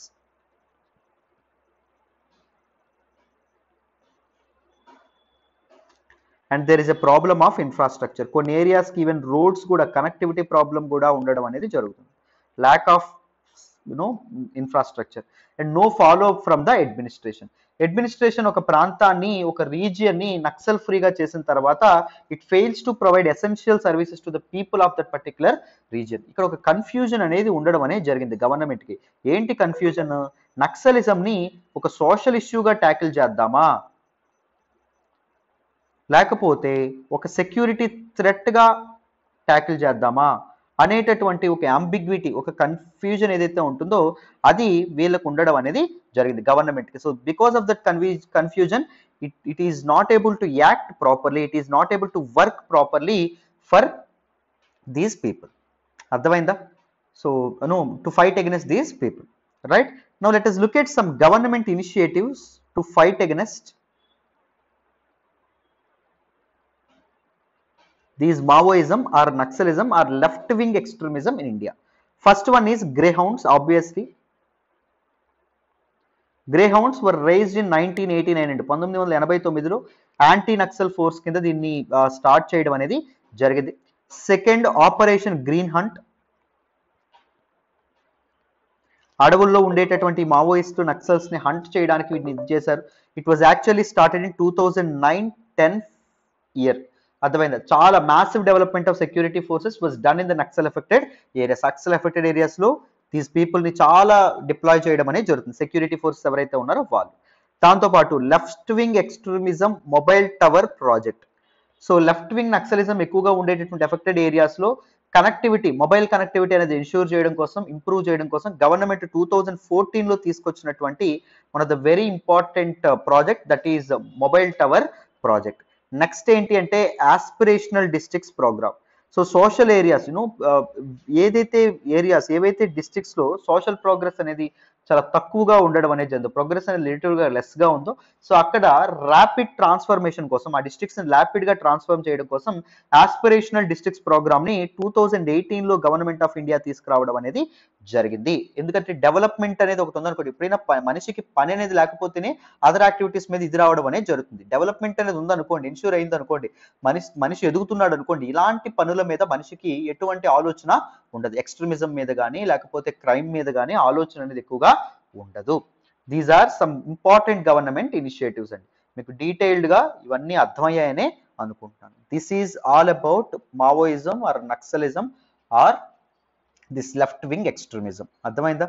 So ఇలాంటివి కూడా మీకు questions వస్తూ ఉంటాయి, సెక్యూరిటీలో మనం మాట్లాడతాం. సో అందుకే ఇలాంటి ఆర్టికల్స్ని కూడా నేను సెలెక్ట్ చేస్తూ ఉన్నాను. అర్థమైందా? మనం చెప్పుకునేవి చెప్పుకుంటాం కదా, సో మళ్ళీ రేపు కూడా వచ్చినప్పుడు మళ్ళీ చెప్పుకుందాంలేండి. కానీ ఇలాంటివి కొత్తవి తెలుసుకోవడం కూడా చాలా ఇంపార్టెంట్, రైట్? క్లారిటీ వచ్చిందని అనుకుంటున్నాను. మరి నెక్స్ట్ ఆర్టికల్ మాట్లాడదామా? వినండి. మరి ఈ రోజు హిందూ అనాలిసిస్ లో మనం మాట్లాడుకునే నెక్స్ట్ ఆర్టికల్ చూడండి, Indo Pacific will become centre of the world. Very very important article regarding GS paper 2. International relations లో మనం మాట్లాడుకోవడం అనేది జరుగుతుంది. ఈ ఆర్టికల్ నేను ద హిందూలోని ఢిల్లీ ఎడిషన్ లో పేజ్ నెంబర్ 9 నుంచి సెలెక్ట్ చేసుకోవడం అనేది జరిగింది. This article is an interview of Alexander Ellis, who is the UK's high commissioner to India. So ఈయన ఇండో పసిఫిక్ రీజియన్ గురించి, చైనాస్ అసర్టివ్నెస్ గురించి, చైనా పవర్ఫుల్ గా తయారవడం గురించి చాలా విషయాలు, వెరీ ఇంపార్టెంట్ ఇన్సైట్స్ అనేవి ఇచ్చారు. ఒకసారి ఈ ఆర్టికల్ ని చెప్పినటువంటి ఇంపార్టెంట్ ఆస్పెక్ట్స్ ని డిస్కస్ చేసే ప్రయత్నం చేద్దాం. జాగ్రత్తగా వినండి. రైట్ నాన్న, చూడండి న్యూస్ లోకి ఏమొచ్చిందో, ఆయన ఏం చెప్పారు. This is an interview of British high commissioner to India, UK's high commissioner to India. And ఈయన he elaborated on UK's interest in the Indo Pacific region. So world geopolitics ఏవైతే ఉన్నాయో, ప్రపంచ రాజకీయాలు ఏవైతే ఉన్నాయో అవి ఇండో పసిఫిక్ రీజియన్ చుట్టూ తిరగడం అనేది జరుగుతుంది. Because of the Chinese factor. మీ అందరికీ తెలుసు, China want to become more powerful, more assertive in this particular region. So different countries ఏవైతే ఉన్నాయి, డిఫరెంట్ కంట్రీస్ చాలా ఇన్వెస్ట్మెంట్స్ అనేవి పెట్టడం అనేది జరిగింది. ట్రేడ్ అనేది కూడా ఇండో పసిఫిక్ రీజియన్ గుండానే ఉండడం అనేది జరుగుతుంది. దీని మీద చాలా డిపెండ్ అవ్వడం అనేది జరుగుతుంది. So Indo Pacific region actually became the centre of the world అని చెప్పి చెప్పుకోవచ్చు, centre of the geo politics అని చెప్పి మనం చెప్పుకోవచ్చు. సో ఈయన అదే మాట అన్నారు, సెంటర్ ఆఫ్ ద వరల్డ్ గా మారడం అనేది జరిగింది. That is the reason why we have invested in many areas, మేము చాలా ఇన్వెస్ట్మెంట్స్ చేసాం ఇండో పసిఫిక్ రీజియన్ లో అని చెప్పి ఈయన చెప్పడం అనేది జరిగింది. రైట్. సో ఈయనకి క్వశ్చన్ ఏమి అడిగారంటే, మల్టీనేషనల్ మిలిటరీ యాక్టివిటీస్ అనేవి రీసెంట్ గా జరుగుతున్నాయి కదా, క్వాడ్ కానీ లేకపోతే అకస్ కానీ ఇవైతే ఉన్నాయో అవి యాంటీ చైనా అంటున్నారు, చైనాతో కంటెస్ట్ చేయడానికి, చైనాని ఐసోలేట్ చేయడానికి అంటున్నారు. దాని మీద మీరు ఏమంటారు అంటే, no, it has a bigger reason than China, than to counter China, that is open and free and secure Indo Pacific region. Indo Pacific region open గా ఉండాలి, ఒకరి తాలూకు ఆధిపత్యం దాని మీద ఉండకూడదు. ఇండో పసిఫిక్ రీజియన్ సెక్యూర్ గా ఉంచడం కోసం, which is becoming the centre of the world, దానికోసం ఈ మల్టీనేషనల్ మిలిటరీ యాక్టివిటీస్ జరుగుతున్నాయి కానీ not actually to counter China అని చెప్పారు. అండ్ ఇంకొక క్వశ్చన్ అడిగారు ఏంటి అంటే, అసలు మీరందరూ కలుస్తున్నారు కదా, కలిసి చైనాని ఐసోలేట్ చేయడం అనేది పాసిబుల్ అవుతుందా? Since China is world manufacturing hub గా రీసెంట్ గా ఎదగడం అనేది జరిగింది. It is you know global supply chains ఏవైతే ఉన్నాయో అవి కూడా చైనా మీద చాలా డిపెండ్ అయ్యి ఉండడం అనేది జరిగింది. What are this supply chains అండి? సో చాలా వరకు ఫైనల్ గూడ్స్ ఏవైతే ఉంటాయి, ఫైనల్ ప్రొడక్ట్స్ ఏవైతే ఉంటాయి, వాటికి ముడి సరుకులు ఎవరు ప్రొడ్యూస్ చేస్తారు? చైనా అనేది ప్రొడ్యూస్ చేస్తుంది. మనకి చైనా అనేది చాలా ఎక్స్పోర్ట్స్ చేయడం అనేది జరుగుతుంది. మరి ఇన్ని ఎక్స్పోర్ట్స్, మనకి మినరల్స్ ఇవన్నీ మనకి చైనా మీద డిపెండ్ అయినప్పుడు, ప్రపంచం మొత్తం డిపెండ్ అయిన పరిస్థితుల్లో చైనాని ఐసోలేట్ చేయాలనుకోవడం సరైనటువంటి ఆలోచనేనా అని చెప్తే, నేనేమన్నారు అంటే, no one is trying to isolate China, మేము కొన్ని సమయాల్లో చైనాతో కలిసి కూడా ఉండాలని చెప్పి అనుకుంటున్నాం. ఇప్పుడు క్లైమేట్ చేంజ్ మీద పోరాటం చేస్తున్నాం, క్లైమేట్ చేంజ్ మీద పోరాటం చేసినప్పుడు చైనాతో కలిసి ముందు అడుగులు వేయాలనుకుంటున్నాం. కొన్నిసార్లు చైనాకి ఎగనెస్ట్ గా ఉండాల్సి వస్తుంది, కొన్నిసార్లు చైనాతో కంటెస్ట్ చేయాల్సి వస్తుంది, అదే కొన్నిసార్లు చైనాతో దెబ్బలాడాల్సి వస్తుంది. And every country should adapt to more powerful and assertive China. China అనేది చాలా పవర్ఫుల్ గా అసెప్టివ్ గా ఎదుగుతుంది, ప్రతి కంట్రీ దానికి సిద్ధపడాలి. అర్థమైన, దానికి తగ్గట్టుగా తనకి తాను మార్పులు చేసుకోవాలి. ఇండియా కూడా అలాంటిదే. అండ్ చైనాని ఒక పక్కన దవ్వడం, ముఖ్యంగా 5G లాంటి టెక్నాలజీస్ లో చైనాని పక్కన పెట్టడం అనేది it can give opportunities for India. India leverage చేసుకోవాలి కానీ చాలా ఆపర్చునిటీస్ ఇండియాకి ఇవ్వడం అనేది జరుగుతుంది అని చెప్పారు. అండ్ కాన్ఫరెన్స్ ఆఫ్ పార్టీస్ 26 యూకేలోని గ్లాస్గోలో జరగబోతున్నటువంటి మీటింగ్ ఏదైతే ఉంటుందో, ప్రతిష్టాత్మకమైనటువంటి మీటింగ్ ఏదైతే ఉంటుందో, దీనిలో యూకేస్ ఇంట్రెస్ట్ ఏంటి, యూకే ఏం అచీవ్ చేయాలనుకుంటుంది అని నేను అడిగితే ఈయన ఏం చెప్పారంటే, we have a great and good deal, that is Paris agreement. ఈ ప్యారిస్ అగ్రిమెంట్ లో చాలా మంచి కమిట్మెంట్స్ తో ఆల్ కంట్రీస్ ముందుకెళ్ళినాయి. సో ఆ కమిట్మెంట్స్ ని we want to take it forward, మేము ముందుకు తీసుకెళ్లాలని చెప్పి అనుకోవడం అనేది జరుగుతుంది అని చెప్పి వీళ్ళు చెప్పడం అనేది జరిగింది. రైట్. హై కమిషనర్ ఎవరైతే ఉన్నారో ఈయన చెప్పారు. అర్థమైంది నాన్న. And India also should play very important role. ఇది క్లైమేట్ చేంజ్ మీద పోరాటంతో ఇండియా అనేది చాలా ఇంపార్టెంట్ రోల్ ప్లే చేయొచ్చు. India has their own solutions. Climate change తో ఎలా పోరాడాలనే దానికి ఇండియా దగ్గర సొల్యూషన్, ఇండియా చేతుల్లోనే సొల్యూషన్ ఉంది కాబట్టి ఇండియా వాటిని పాటిస్తే ఇండియా నిజంగా ఒక తిరుగులేనటువంటి ఒక కంట్రిబ్యూటర్ గా అవుతుంది in the fight against climate change and global warming అనే విధంగా ఆయన చెప్పారు. అండ్ రీసెంట్ గా ట్రావెల్ రెస్ట్రిక్షన్స్, మనం ఇండియన్ ట్రావెలర్స్ మీద యూకే అనేది ట్రావెల్ రెస్ట్రిక్షన్స్ ఇంపోజ్ చేసింది. అండ్ మన వాళ్ళు కూడా రిటాలియేషన్ గా ట్రావెల్ రెస్ట్రిక్షన్స్ అనేవి ఇంపోజ్ చేశారు. సో ఇప్పుడు రీసెంట్ గా ఆ తాలూకా ప్రాబ్లమ్స్ ఏవైతే ఉన్నాయో రిజాల్వ్ అయిపోవడం అనేది జరిగింది. మరి కంప్లీట్ గా రిజాల్వ్ అయినట్టేనా అంటే అయిపోతాయి.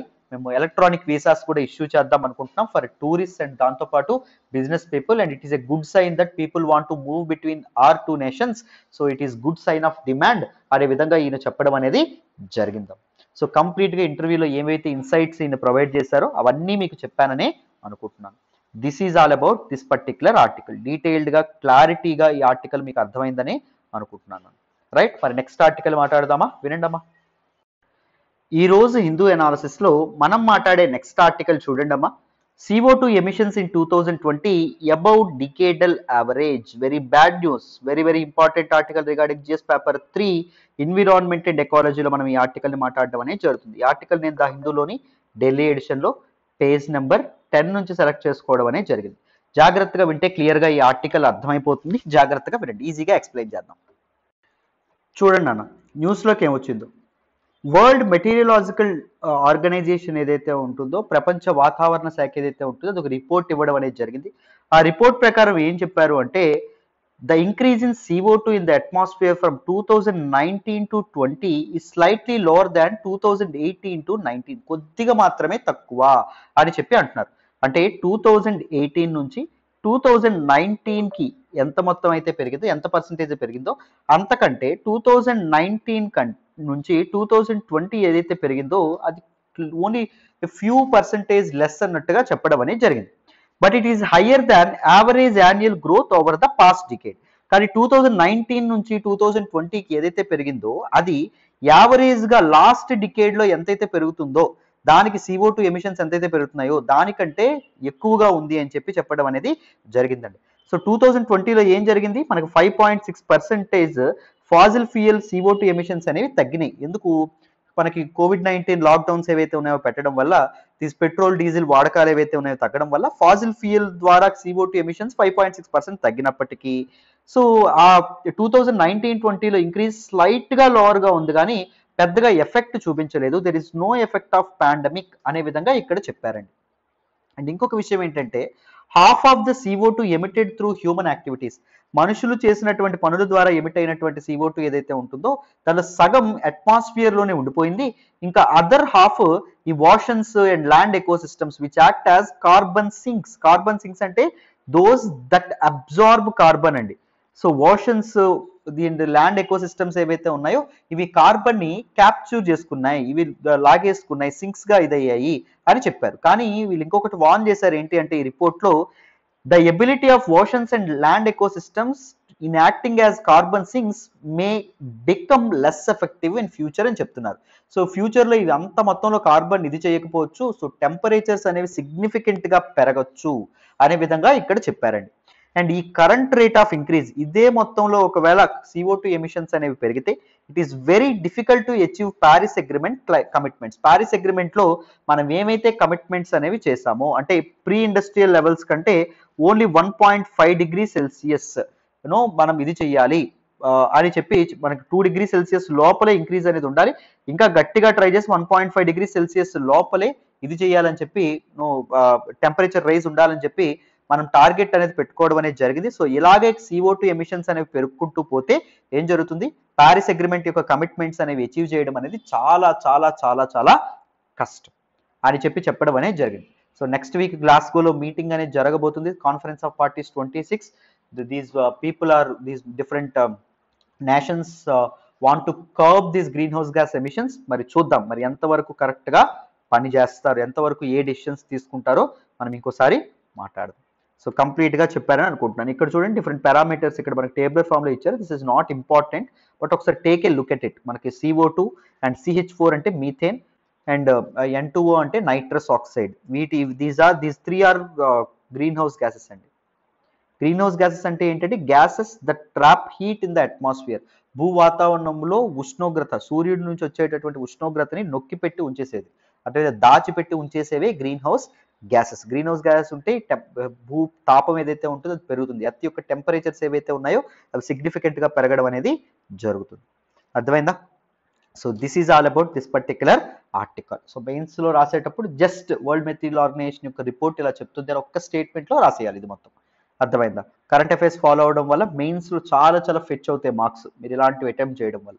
So this is all about this particular article. Clarity వచ్చిందని అనుకుంటున్నాను. నెక్స్ట్ ఆర్టికల్ మాట్లాడదామా? వినండి. ఈ రోజు హిందూ అనాలిసిస్ లో మనం మాట్లాడుకునే నెక్స్ట్ ఆర్టికల్ చూడండి, dengue cases cross 1000 mark in city. Very very important article regarding GS paper 2 health లో మనం మాట్లాడుకుంటాం, and GS paper 3 science and టెక్నాలజీలో కూడా మనం మాట్లాడుకోవడం అనేది జరుగుతుంది. సో ఈ ఆర్టికల్ నేను ఎందుకు సెలెక్ట్ చేసుకున్నానంటే డెంగ్యూ వైరస్ గురించి మీకు ప్రిలిమ్స్ లో క్వశ్చన్స్ అనేవి రావచ్చు. Let us try to understand some facts about this dengue disease. So before understanding it ఒకసారి న్యూస్ లోకి ఏమవుతుందో చెప్దాం వినండి. సో ఢిల్లీలో డెంగ్యూ కేసెస్ అనేవి విపరీతంగా పెరుగుతున్నాయి. ఈవెన్ ఆంధ్రప్రదేశ్, తెలంగాణ ఈ ప్రాంతాల్లో, కేరళ, ఉత్తరాఖండ్ ఇక్కడ కూడా డెంగ్యూ కేసెస్ అనేవి విపరీతంగా పెరుగుతున్నాయి. సో అందుకు రీసెంట్ గా డెంగ్యూ అనేది చాలా న్యూస్ లోకి వస్తుంది. Let us try to understand some facts about this dengue disease. Just look at some facts about this particular disease, dengue. జాగ్రత్తగా వినండి. Dengue is a mosquito borne disease. అంటే దోమల ద్వారా ఈ డిసీజ్ అనేది సంక్రమించడం అనేది జరుగుతుంది. And it is a tropical disease. Only tropical regions ఏవైతే ఉన్నాయో అక్కడే ఈ డిసీజ్ అనేది రావడం అనేది జరుగుతుంది, జస్ట్ లైక్ ఇండియా, బంగ్లాదేశ్ ఇక్కడ. And it is caused by the dengue virus. Dengue virus ఏదైతే ఉంటుందో అది కాజ్ చేస్తుంది. డెంగ్యూ వైరస్ పేరు ఏంటి అంటే genus, it is of genus flavivirus, right. And it is transmitted by several species of mosquito అండి within the genus Aedes. Aedes అనేటటువంటి genus కి సంబంధించినటువంటి మస్కిటోస్ ఏవైతే ఉంటాయో మస్కిటోస్ నుంచి ఇది ఇదవ్వడం అనేది జరుగుతుంది. ముఖ్యంగా దీని డెంగ్యూ వైరస్ ని ట్రాన్స్మిట్ చేసేటటువంటి మస్కిటో ఏంటి అంటే Aedes aegypti. It was first found in Egypt అండి. సో అందుకే ఏడెస్ ఈజిప్టి అని చెప్పడం అనేది జరుగుతుంది, రైట్. దిస్ పర్టిక్యులర్ మస్కిటో ఏదైతే ఉంటుందో it also transmits chikungunya. చికెన్ గున్యాని కూడా ట్రాన్స్మిట్ చేస్తుంది. ఎల్లో ఫీవర్ ఏదైతే ఉంటుందో దాన్ని కూడా ట్రాన్స్మిట్ చేస్తుంది. అండ్ జికా ఇన్ఫెక్షన్ ఏదైతే ఉంటుందో దాన్ని కూడా ట్రాన్స్మిట్ చేయడం అనేది జరుగుతుంది. Not only this particular dengue virus. So dengue virus have 4 kinds of serotypes అండి. Serotypes means it is a separate group within the species of microorganisms that all share a similar characteristics. So 4 serotypes. ఈ serotypes అన్నిటికీ similar characteristics అనేవి ఉండడం అనేది జరుగుతుంది. They belong to same species of micro organisms. ఆ 4 serotypes ఏంటి అంటే dengue 1, den 2, 3, 4 మొత్తం 4. అండ్ డెంగ్యూ వైరస్ ఏదైతే ఉంటుందో దీని తాలూకా సిమ్టమ్స్ ఏంటండి అంటే సడన్ హై ఫీవర్ రావడం అనేది జరుగుతుంది. అండ్ సివియర్ హెడాక్స్ ఏవైతే ఉన్నాయో హెడాక్స్ రావడం అనేది జరుగుతాయి. And pain behind ice, ice వెనకాల విపరీతమైనటువంటి నొప్పి వస్తుంది. Severe bone, joint and muscle pains ఏవైతే ఉన్నాయో మజిల్ పెయిన్స్ కూడా గురవడం అనేది జరుగుతుంది. సో డయాగ్నోసిస్ ఎలా చేస్తారంటే బ్లడ్ టెస్ట్ ద్వారా డెంగ్యూ వైరస్ని టెస్ట్ చేయడం, డయాగ్నైజ్ చేయడం అనేది జరుగుతుంది. అండ్ దీనికి ఏమైనా మెడిసిన్ ఉందా అంటే స్పెసిఫిక్ మెడిసిన్ డెంగ్యూ ఇన్ఫెక్షన్కి లేదు. There is no specific medicine for dengue infection. జాగ్రత్తగా గుర్తు పెట్టుకోవాలి, రైట్. సో ఈ డెంగ్యూ యొక్క ఇన్సిడెన్సెస్ ఏవైతే ఉన్నాయో విపరీతంగా పెరగడం అనేది జరుగుతుందండి. Per year 39 crore people dengue virus బారిన పడడం అనేది జరుగుతుంది. ఇందులో 9.6 crore పీపుల్ సిమ్టమ్స్ అనేవి బయటపడడం అనేది జరుగుతుంది. సో మిగిలిన పీపుల్ వ్యాధి నిరోధక శక్తి పనిచేసినప్పటికీ చాలా మందికి వ్యాధి లక్షణాలు బయటపడడం అనేది జరుగుతుందమ్మా. అది మనకి ఇక్కడ చెప్పడం అనేది జరిగింది. సో అండ్ రీసెంట్గా సైంటిస్టులు ఎవరైతే ఉన్నారో they invented a new program అండి. ఒక కొత్త ఆస్పెక్ట్ ఇది చేయడం అనేది జరిగింది. డెంగ్యూని బ్యాక్టీరియాని ఉపయోగించి కంట్రోల్ చేద్దామని చెప్పి వీళ్ళు ఒక సిస్టమ్ అనేది ఒక రీసెర్చ్తో వీళ్ళు ముందుకు రావడం అనేది జరిగింది.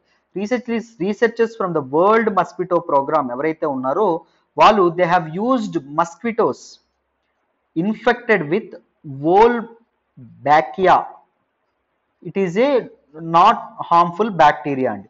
సో దీన్ని ఉపయోగించి ఒక మస్కిటోస్కి ఈ బ్యాక్టీరియా ఇంజెక్ట్ చేసి డెంగ్యూని కంట్రోల్ చేద్దామని చెప్పి అనుకున్నారు. ఎక్కడ ఇండోనేషియాలో ఈ తాలూకా రీసెర్చ్ ఏదైతే ఉంటుందో అది జరగడం అనేది జరిగింది. దీనిలో భాగంగా ఏం చేశారు వీళ్ళు మస్కిటోస్కి వోల్బ్యాకియా ఏదైతే ఉంటుందో అది ఎక్కించి లోకల్ ఏరియాస్కి వదులుతారు. ఈ మస్కిటోస్ ఏం చేస్తాయి లోకల్ మస్కిటోస్ ఏవైతే ఉన్నాయో వాటితో బ్రీడింగ్లో పార్టిసిపేట్ చేస్తాయి. బ్రీడింగ్లో పార్టిసిపేట్ చేసి ఏం చేస్తాయి కొత్త మస్కిటోస్ని కంటాయి. ఆ పుట్టినటువంటి మస్కిటోస్లో కూడా ఈ వోల్బ్యాకియా అనేటటువంటి బ్యాక్టీరియా ఉంటుంది కానీ దిస్ డెంగ్యూ వైరస్ ఏదైతే ఉంటుందో అది ఉండదు. This is a population replacement strategy అని చెప్పి అనడం అనేది జరుగుతుంది. అర్థమైందా? అండ్ దాంతోపాటు దీస్ కొత్త కైండ్ ఆఫ్ మస్కిటోస్ అనేవి వస్తాయి కానీ ఈ డెంగ్యూని క్యారీ చేసేటటువంటి మస్కిటోస్ యొక్క పాపులేషన్ కూడా తగ్గిపోతుంది. ఏడెస్ ఈజిప్టి యొక్క పాపులేషన్ కూడా తగ్గిపోవడం అనేది జరుగుతుంది. సో ఇది ఉపయోగించినటువంటి ఎక్కడైతే ఇంప్లిమెంట్ చేస్తారో 77% drop in dengue virus cases అనేవి డెంగ్యూ ఫీవర్ కేసెస్ అనేవి చూడడం అనేది జరిగిందంట, రైట్. అండ్ 2019లో డెంగ్యూకి వ్యాక్సిన్ కూడా రావడం అనేది జరిగింది. డెంగ్యూ వ్యాక్సిన్ పేరు ఏంటి అంటే CYD TDV. దీనికి ఇంకొక పేరు ఏంటి అంటే డెంగ్వాక్సియా అనేటటువంటి పేరు కూడా ఉండడం అనేది జరిగింది. US food and drug administration US FDA వాళ్ళు ఎవరైతే ఉన్నారో వాళ్ళు 2019లో దీన్ని అప్రూవ్ చేయడం అనేది జరిగింది. It is the first dengue vaccine to get regulatory node in the US. And యుఎస్లో రెగ్యులేటరీ అథారిటీ ఇచ్చినటువంటి నోడ్ తీసుకున్నటువంటి ఏకైక వ్యాక్సిన్ ఏంటంటే డెంగ్యూ వ్యాక్సిన్ ఏంటంటే ఇది. అర్థమైందా?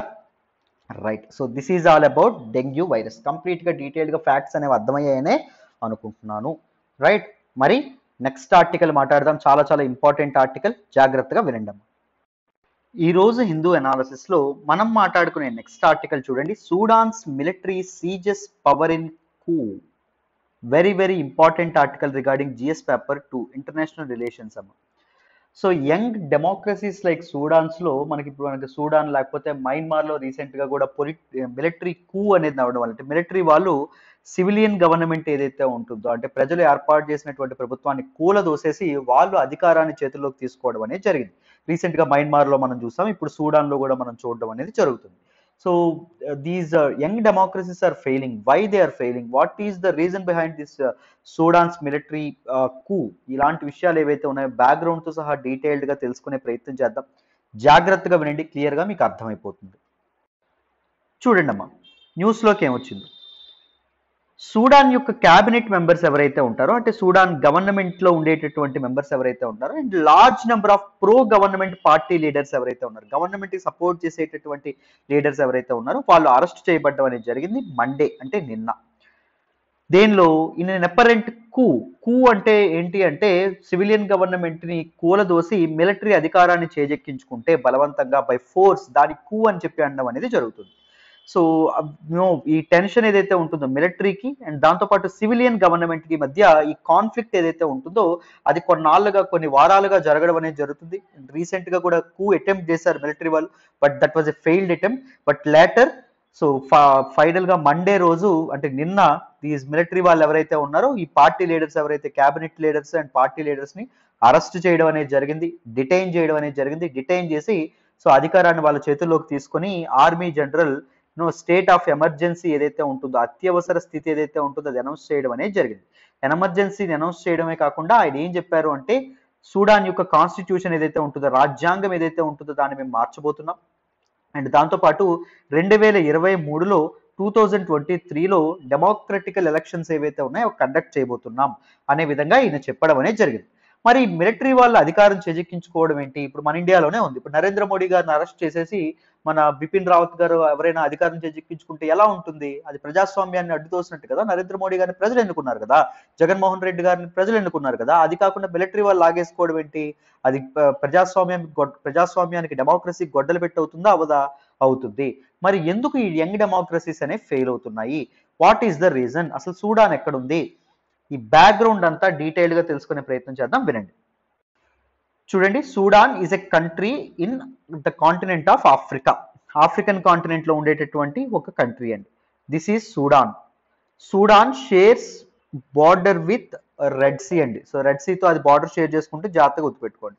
సో 2011 వరకు సూడాన్ యునైటెడ్గా ఉండడం అనేది జరిగింది. సూడాను సౌత్ సూడాన్ కలిపి ఉండడం అనేది జరిగింది. 2011లో సౌత్ సూడాన్కి ఇండిపెండెన్స్ అనేది రావడం అనేది జరిగింది. It emerged as the youngest nation in United nations అండి. 193rd నేషన్గా అది ఎమర్జ్ అవ్వడం అనేది జరిగింది సౌత్ సూడాన్. అర్థమైందా? సో ప్రపంచ దేశాలు రికగ్నైజ్ చేయడం అనేది జరిగింది. రైట్, గుర్తుపెట్టుకోండి. సూడాన్ యొక్క ఇవి చూడండి, బౌండరీస్ చూడండి. సో మనకి నార్త్ లో ఈజిప్ట్ అనేది ఉండడం అనేది జరిగింది. మనకి లిబియా అనేది మనకి నార్త్ వెస్ట్ లో ఉండడం అనేది జరిగింది. చాద్ ఏదైతే ఉంటుందో చాద్ మనకి వెస్ట్ సైడ్ ఉండడం అనేది జరిగింది. అండ్ సెంట్రల్ ఆఫ్రికన్ రిపబ్లిక్ ఏదైతే ఉంటుందో అది సౌత్ వెస్ట్ లో ఉండడం అనేది జరిగింది.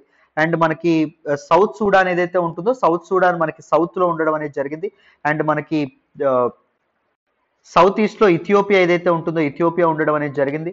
మనకి ఈస్ట్ లో ఎరిత్రియా ఏదైతే ఉంటుందో ఎరిత్రియా అండ్ రెడ్ సీ ఉండడం అనేది జరిగింది. So these are the boundaries అండి, జాగ్రత్తగా గుర్తుపెట్టుకోవాలి. మరొకసారి చెప్తున్నాను, నార్త్ లో మనకి ఈజిప్ట్ ఉండడం అనేది జరిగింది, నార్త్ వెస్ట్ లో లిబియా ఉండడం అనేది జరిగింది, వెస్ట్ లో చాద్ ఉండడం అనేది జరిగింది, మనకి సౌత్ వెస్ట్ లో సెంట్రల్ ఆఫ్రికన్ రిపబ్లిక్ ఏదైతే ఉంటుందో అది ఉండడం అనేది జరిగింది. అండ్ మనకి సౌత్ లో సౌత్ సూడాన్ ఉండడం అనేది జరిగింది. మనకి సౌత్ ఈస్ట్ లో ఇథియోపియా ఉండడం అనేది జరిగింది. అండ్ ఈస్ట్ లో ఎరిత్రియా ఉండడం అనేది జరిగింది. South Sudan is a land locked country, but Sudan అనేది ల్యాండ్ లాక్డ్ కంట్రీ కాదు. జాగ్రత్తగా గుర్తుపెట్టుకోండి. సూడాన్ యొక్క క్యాపిటల్ ఏంటంటే ఖార్తూమ్. అర్థమైందా? జాగ్రత్త గుర్తుపెట్టుకోండి. సౌత్ సూడాన్ మనకి జస్ట్ ఇక్కడ ఇలా ఈక్వేటర్ అనేది పాస్ అవుతా ఉంటుంది ఉగాండా నుంచి. సో ఈక్వేటర్ కి జస్ట్ పైనే, ఈక్వేటర్ అనేది సౌత్ సూడాన్ గుండా పాస్ అవ్వదు, గుర్తుపెట్టుకోండి. బట్ ఈక్వేటర్ కి నార్త్ వైపు జస్ట్ కొద్దిగా డిస్టెన్స్ లోనే ఉండడం అనేది జరుగుతుంది. సో సౌత్ సూడాన్ లో ఈక్విటోరియల్ క్లైమేట్ అనేది మనం అబ్జర్వ్ చేయొచ్చు. Right, these are some important aspects. Next చూడండి. So look at this map, Sudan and south Sudan. Sudan యొక్క క్యాపిటల్ ఏంటంటే Khartoum. Khartoum is the place where two rivers confluence with each other and give rise to the longest river on the planet. What is the longest river in the planet? That is river Nile అండి. River Nile ఏదైతే ఉంటుందో ఎలా form అవ్వడం అనేది జరుగుతుంది, confluence ద్వారా form అవ్వడం అనేది జరుగుతుంది. ఒకటి వైట్ నైల్ ఏదైతే ఉంటుందో వైట్ నైల్, రెండవది ఏంటి అంటే బ్లూ నైల్ ఏదైతే ఉంటుందో బ్లూ నైల్. ఇక్కడ మీకు కనిపిస్తుందని అనుకుంటున్నాను. ఇదిగోండి బ్లూ నైల్ ఇలా మీకు రావడం అనేది జరుగుతుంది. ఇదిగోండి వైట్ నైల్ ఏదైతే ఉంటుందో వైట్ నైల్ ఇలా ఇలా ఇలా వచ్చి ఇక్కడ కలుసుకోవడం అనేది జరుగుతుంది. The both gave rise to river Nile. అయితే మీకు ఇంపార్టెంట్ క్వశ్చన్ అడుగుతాను, నా కామెంట్ బాక్స్ చెప్పే ప్రయత్నం చేయండి. వైట్ నైల్ ఏదైతే ఉంటుందో అది ఒక రివర్ దగ్గర, ఒక లేక్ దగ్గర ఆరిజినేట్ అవ్వడం అనేది జరుగుతుంది. ఆ లేక్ ఏంటో నా కామెంట్ బాక్స్ లో తెలియజేయండి. ఎంతవరకు కరెక్ట్ గా చెప్తారో చూద్దాం. Right, so this is the geography of Sudan అండి. సూడాన్ యొక్క సౌత్ సూడాన్ కి లైఫ్ లైన్ ఏంటి అంటే వైట్ నైల్ అమ్మ. సో వైట్ నైల్ మీదే సౌత్ సూడాన్ యొక్క క్యాపిటల్ అయినటువంటి జుబా ఏదైతే ఉంటుందో జుబా ఉంటుంది. అండ్ బెంత్యూ ఏదైతే ఉంటుందో Bentiu is also one of the important cities from South Sudan. మనకి నార్త్ సూడాన్ చూసుకుంటే మనకి ఖార్తూమ్ ఏదైతే ఉంటుందో ఖార్తూమ్ ఉండడం అనేది జరుగుతుంది. దాంతోపాటు రబాక్ ఏదైతే ఉంటుందో Rabak is also on the banks of White Nile అండి. రైట్, అండ్ దాంతోపాటు Shuja is on Blue Nile మీద అది ఉండడం అనేది జరుగుతుంది. రివర్ నైల్ మీద కూడా ఇంపార్టెంట్ సిటీస్ ఉంటాయి, ఎల్దామర్ కానీ దొంగోలా కానీ ఇవన్నీ ఉండడం అనేది జరుగుతుంది. One of the very important aspects అండి. మన ప్లేసెస్ ఇన్ న్యూస్ లో ఈ సిటీస్ ఏవైతే ఉన్నాయో ఇవి మీకు రావచ్చు, అందుకే నేను చెప్పే ప్రయత్నం చేస్తున్నాను. సో మనకి సౌత్ సూడాన్ అండ్ సూడాన్ యొక్క జాగ్రఫీ అర్థమైందని అనుకుంటున్నాను. Now let us look at the historical background. So history చూడండి అమ్మా. 1899 to 1956, 1899 నుంచి 1956 మధ్యలో Britain and Egypt they both ruled over north and south Sudan as separate regions అండి. So 1899లో Britain అనేది కొలనైజ్ చేయడం అనేది జరిగింది సూడాన్. సో బ్రిటన్ ఈజిప్ట్ ని కూడా కొలనైజ్ చేయడం అనేది జరిగింది. Egypt was a colony of Britain, but they both administered 1899 and 1956 మధ్యలో అడ్మినిస్టర్ చేయడం అనేది జరిగింది. నార్త్ అండ్ సౌత్ సూడాన్ ని సెపరేట్ గా అడ్మినిస్టర్ చేయడం అనేది జరిగింది. బట్ 1956లో వాళ్ళు ఏం చేశారు, యునైటెడ్ సూడాన్ కి ఇండిపెండెన్స్ ఇవ్వడం అనేది జరిగింది. సూడాన్ ని కలిపేసి ఒకే అడ్మినిస్ట్రేటివ్ రీజియన్ గా మార్చేసి వాళ్ళు స్వతంత్రం ఇవ్వడం అనేది జరిగింది.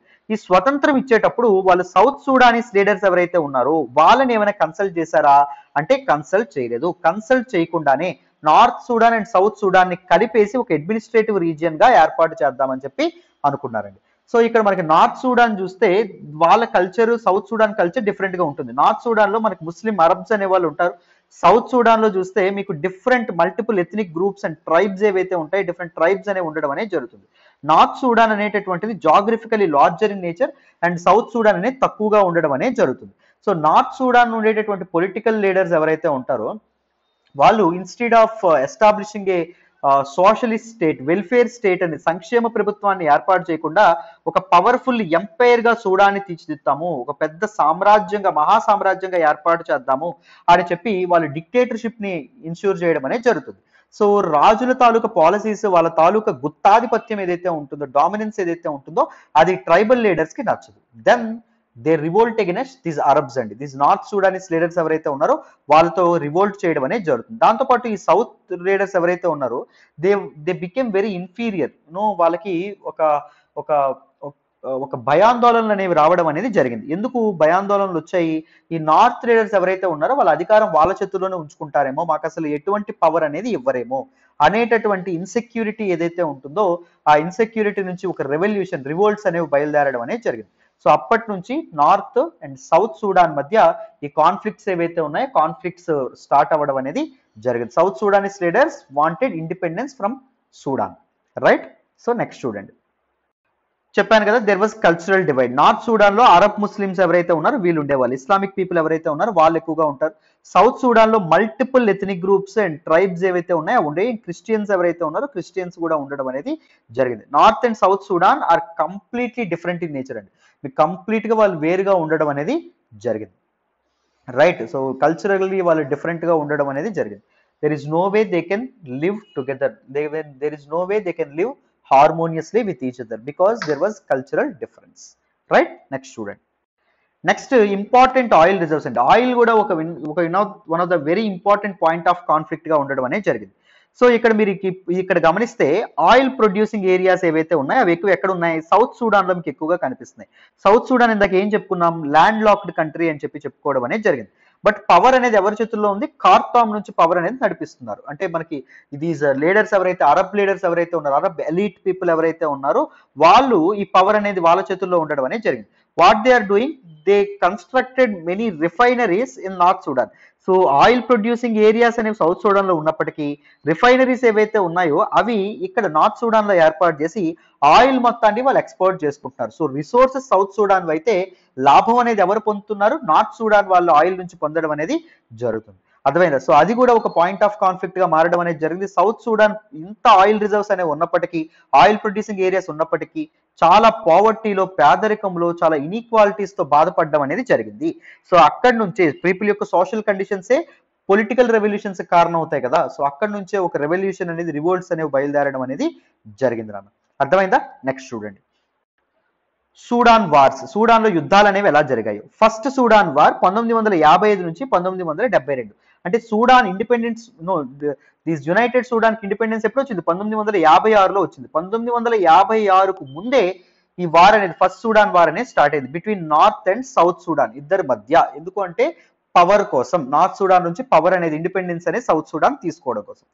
సెకండ్ సూడాన్ వార్ ఏదైతే ఉంటుందో ఎప్పుడు మొదలైంది, 1983 నుంచి 2005 మధ్యలో జరగడం అనేది జరిగింది. ఆల్మోస్ట్ 22 ఇయర్స్ జరగడం అనేది జరిగిందమ్మా.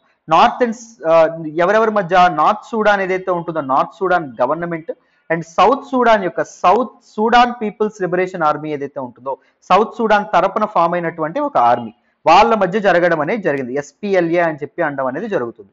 వీళ్ళ మధ్య కాన్ఫ్లిక్ట్స్, సివిల్ వార్ ఏదైతే ఉంటుందో, సూడాన్ వార్ ఏదైతే ఉంటుందో అది అరైజ్ అయింది. సో ఫైనల్ గా 2005లో ఒక పీస్ అగ్రిమెంట్ జరిగింది. ఈ వార్ లో సుమారు 20 మిలియన్ పీపుల్ చనిపోయారండి. అర్థమైందా?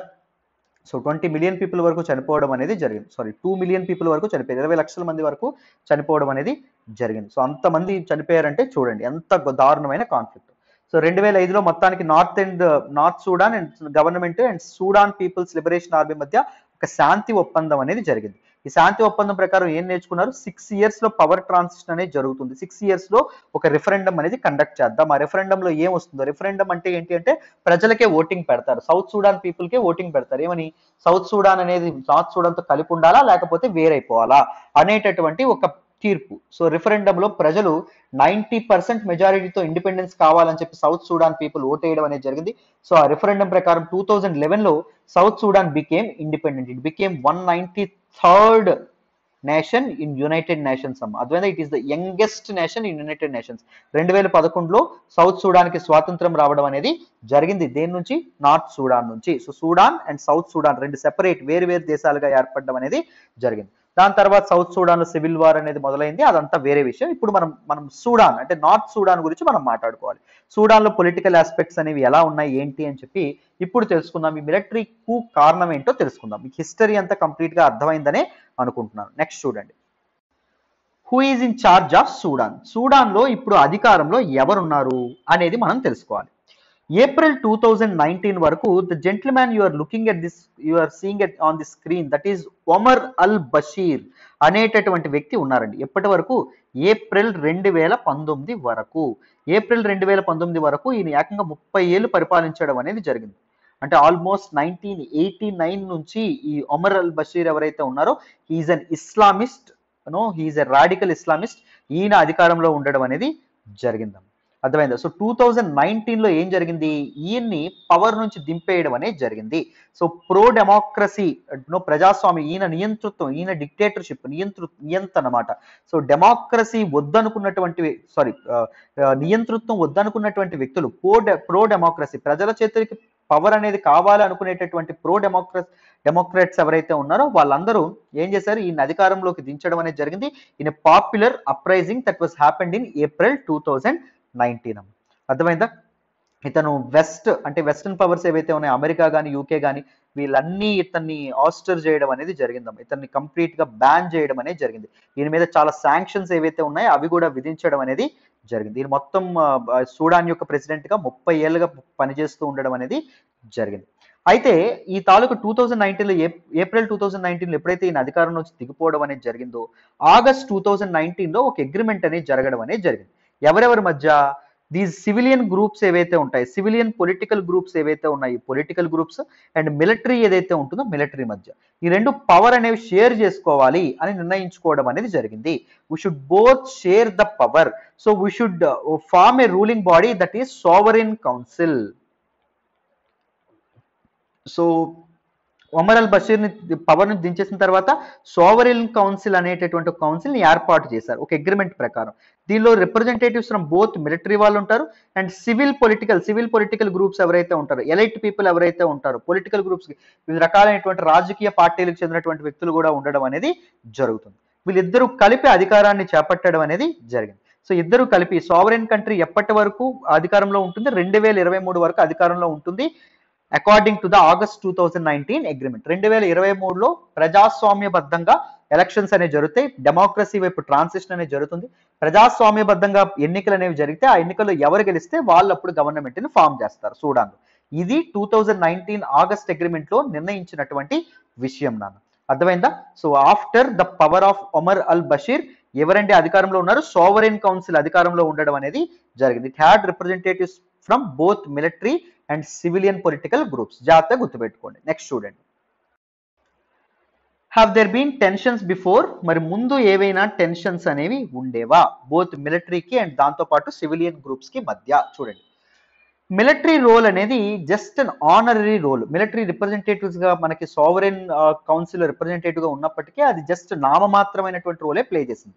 కానీ సివిలియన్స్ ఎవరైతే ఉన్నారో, ప్రజలు అండ్ దాంతో పాటు దీస్ పొలిటికల్ గ్రూప్స్ లీడర్స్ ఎవరైతే ఉన్నారో వాళ్ళు ఏంటి కంప్లైంట్ ఇచ్చేవాళ్ళు అంటే military over reach in foreign policy. Over reach అంటే తన పరిధిని మించి మిలిటరీ ప్రవర్తిస్తుంది. ఫారెన్ పాలసీ విదేశాంగ విధానంలో వేరే కంట్రీస్ తో ఎలా రిలేషన్స్ మెయింటైన్ చేయాలి అనేటటువంటి విషయాల్లో మిలిటరీ అనవసరంగా జోక్యం చేసుకుంటుంది.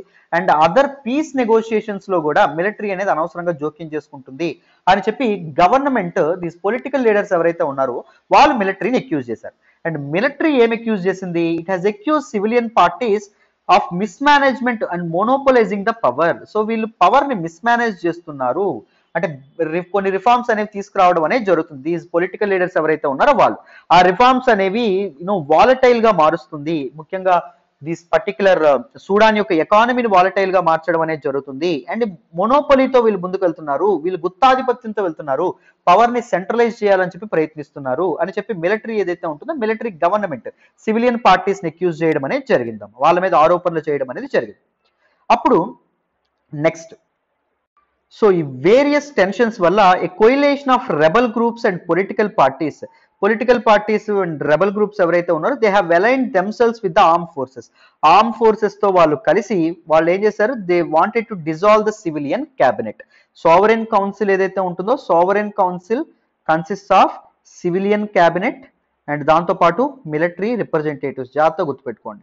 సో సివిలియన్ క్యాబినెట్ ని కంప్లీట్ గా ఇది చేసేయాలి, సివిలియన్ క్యాబినెట్ ని కంప్లీట్ గా డిజాల్వ్ చేసేయాలి, వాళ్ళని అధికారం నుంచి దించేయాలని చెప్పి ఈ rebel groups, other political parties and arms forces కలిపి అనుకోవడం అనేది జరిగిందాం.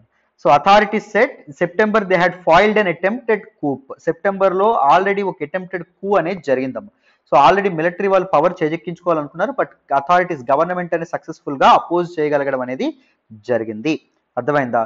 సో దీస్ పీపుల్ ఎవరైతే కూ ఇది చేస్తున్నారో వాళ్ళు ఎవరు అంటే బషీర్ ఎవరైతే ఉన్నారో ఒమర్ అల్ బషీర్ తాలూకా లాయలిస్ట్ అని చెప్పి చెప్పడం అనేది, ఆయన సానుభూతి పరులు ఎవరైతే ఉన్నారో వాళ్ళు pro democratic civilian party, civilian government, civilian cabinet ఏదైతే ఉంటుందో దాని నుంచి పవర్ ని లాగేసుకోవాలని చెప్పి అనుకుంటారు. Even military is in support of this particular Bashir, Omar al Bashir అని చెప్పి చాలా మంది అక్యూజ్ చేయడం అనేది జరుగుతుంది. These are the tensions between both the groups and civilian cabinet and దాంతో పాటు మిలిటరీ రిప్రజెంటేటివ్స్. నెక్స్ట్ చూడండి. Now look at what are the disagreements over. మరి మిలిటరీకి అండ్ దాంతో పాటు దిస్ పర్టికులర్ గవర్నమెంట్ కి దేని మీద డిసగ్రిమెంట్స్ అనేవి ఉన్నాయి, ఒకరితో ఒకరికి విభేదాలు అనేవి ఎందుకు వచ్చాయి చూడండి. One point of tension, the first point of tension is the pursuit of justice over allegations of war crimes by the military and its allies in the conflict in Darfur from 2003. Darfur is the western province of Sudan అండి. 2003 నుంచి ఏం జరుగుతుంది, Omar al Basheer ఆయన president గా ఉన్నప్పటి నుంచి ఏం జరిగింది, ఈయన హీఈస్ ఏ ముస్లిం అరబ్ అండి. సో ఈయన దర్ఫూర్ లో ఉండేటటువంటి నాన్ అరబ్స్ ఎవరైతే ఉంటారో వాళ్ళ మీద ఎథ్నిక్ క్లిన్సింగ్ కి పాల్పడడం అనేది జరిగింది. ఎథ్నిక్ క్లిన్సింగ్ అంటే ఏంటంటే since you belong to A particular ethnicity you will be murdered, లేకపోతే జెనసైడ్ అని కూడా అంటారు. నువ్వు ఒక పర్టిక్యులర్ కమ్యూనిటీకి చెందడం వల్ల నిన్ను చంపేయడం అనేది జరుగుతుంది. అర్థమైందా?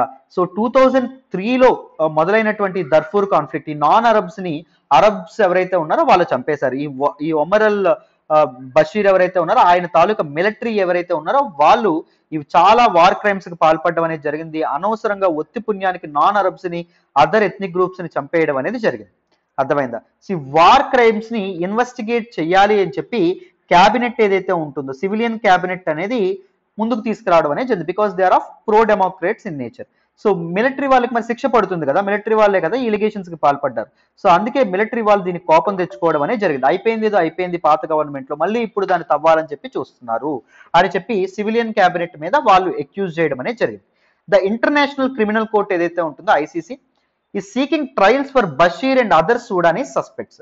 సో బషీర్ చేసినటువంటి వార్ క్రైమ్స్, ఈ ఎథ్నిక్ క్లిన్సింగ్, ఈ జెనసైడ్ అండ్ దాంతోపాటు సూడానీస్ సస్పెక్ట్స్, ఈ మిలిటరీ పీపుల్ ఎవరైతే ఉన్నారో వాళ్ళు పాల్పడినటువంటి వార్ క్రైమ్స్, వాటి మీద విచారణ చేపట్టాలని చెప్పి ఇంటర్నేషనల్ క్రిమినల్ కోర్టు కూడా అనుకోవడం అనేది జరుగుతుంది. రైట్. అండ్ దిస్ క్యాబినెట్ ఏదైతే ఉంటుందో ఇది ఇంటర్నేషనల్ క్రిమినల్ కోర్టుకి ఏం చెప్పింది, we will hand over the suspects, అనుమానితుల్ని మేము ఇది చేస్తాం, వాళ్ళని విచారణ చేయండి అని చెప్పడం అనేది జరిగింది. బట్ సోవరెన్ కౌన్సిల్ ఓకే చెప్పిందా అంటే చెప్పలేదు. నేను ఆల్రెడీ చెప్పాను, sovereign council it comprises of 2 things. ఒకటి ఏంటి, this cabinet, this civilian cabinet. రెండవది ఏంటి, మిలిటరీ. సివిలియన్ క్యాబినెట్ ఏదైతే ఉంటుందో ఇదేం చెప్పింది, సస్పెక్ట్స్ అప్పగిస్తామని చెప్పింది. బట్ సోవరెన్ కౌన్సిల్ చెప్పలేదు అంటే అర్థం ఏంటి, మిలిటరీ వాళ్ళు చెప్పలేదు. Military people are in opposition to the trials on the Sudanese suspects and Bashir అండి. అర్థమైందా? So this is a point of conflict. ఇంకొక పాయింట్ ఆఫ్ కాన్ఫ్లిక్ట్ అనేటటువంటిది ఏంటి, and investigation into killings of pro democracy protesters on June 3, 2019. So 2019లో ఈ Bashir నుంచి అధికారం అనేది తీసుకొచ్చేటప్పుడు, ఈ బషీర్ ని పవర్ నుంచి ఆస్టర్ చేసేటప్పుడు ఈ ప్రో డెమోక్రాట్స్ ఎవరైతే ఉన్నారో వాళ్ళు ప్రొటెస్ట్ చేశారు కదా, వాళ్ళు ప్రొటెస్ట్ చేసే వాళ్ళ మీద మిలిటరీ వాళ్ళు చాలా కిల్లింగ్స్ కి పాల్పడ్డారు. వాళ్ళని చాలా హత్య చేయడం అనేది జరిగింది, చాలా మందిని చంపేయడం అనేది జరిగింది. ఈ హత్యల మీద కూడా ఇన్వెస్టిగేషన్ చేయాలి అని చెప్పి సివిలియన్ క్యాబినెట్ అనుకోవడం అనేది జరిగింది. దీనికి మిలిటరీ ఫోర్సెస్ ఎవరైతే ఉన్నారో వాళ్ళు ఎగనెస్ట్ గా ఉండడం అనేది జరిగింది.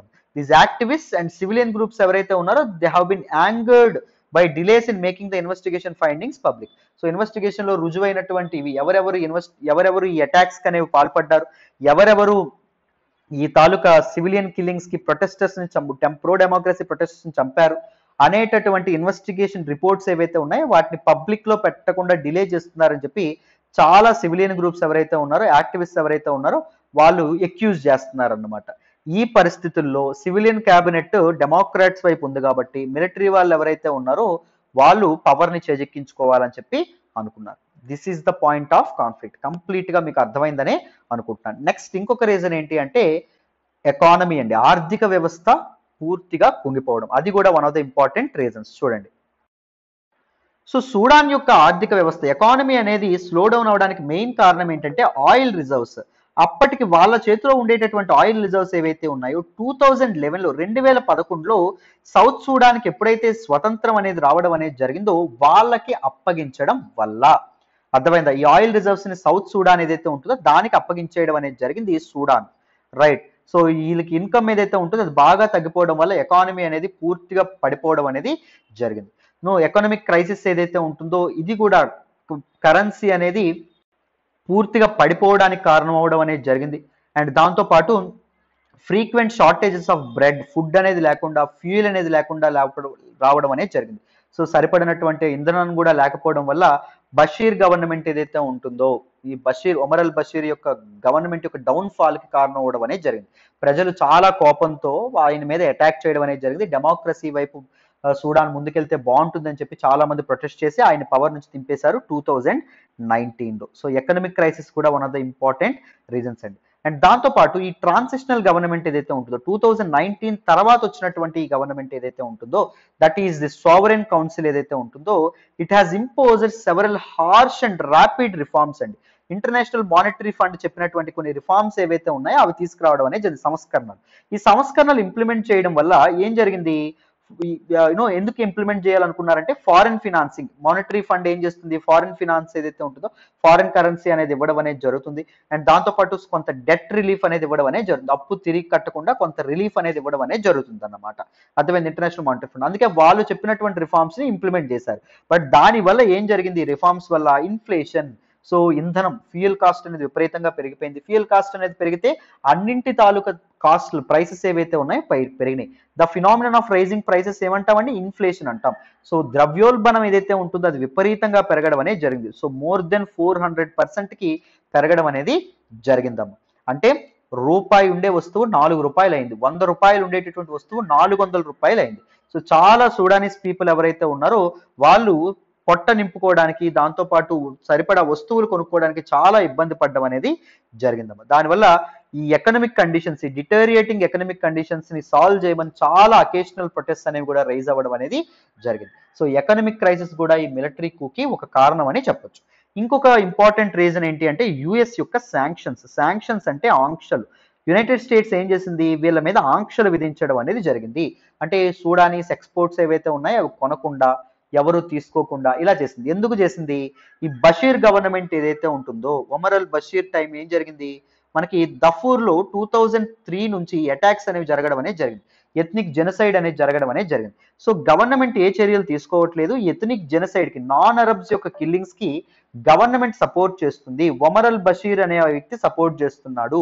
సో సూడానీస్ గవర్నమెంటే సపోర్ట్ చేస్తుంది కాబట్టి వాళ్ళ మీద ఆంక్షలు అనేవి విధించాలని చెప్పి యుఎస్ అనేది ఎకనామిక్ శాంక్షన్స్ అనేవి విధించడం అనేది జరిగింది. ఈ ఎకనామిక్ శాంక్షన్స్ వల్ల కూడా ఏం జరగడం అనేది జరిగింది, సూడాన్ యొక్క ఆర్థిక వ్యవస్థ ఏదైతే ఉంటుందో అది కోలుకోలేని దెబ్బ పడిందండి. సో కుప్ప కూలిపోవడం అనేది జరిగింది. These are some important reasons for the military coup in Sudan. So complete గా డీటెయిల్డ్ గా ఈ పర్టికులర్ టాపిక్ అర్థమైందని అనుకుంటున్నాను. సో ఈ మిలిటరీ కూని United states of America complete గా ఎగనెస్ట్ గా ఉండడం అనేది జరిగింది. యూరోపియన్ యూనియన్ కూడా ఖండించడం అనేది జరిగింది. అండ్ దాంతో పాటు ఆఫ్రికన్ యూనియన్ ఏదైతే ఉంటుందో ఆఫ్రికా యూనియన్ కూడా ఖండించడం అనేది జరిగింది.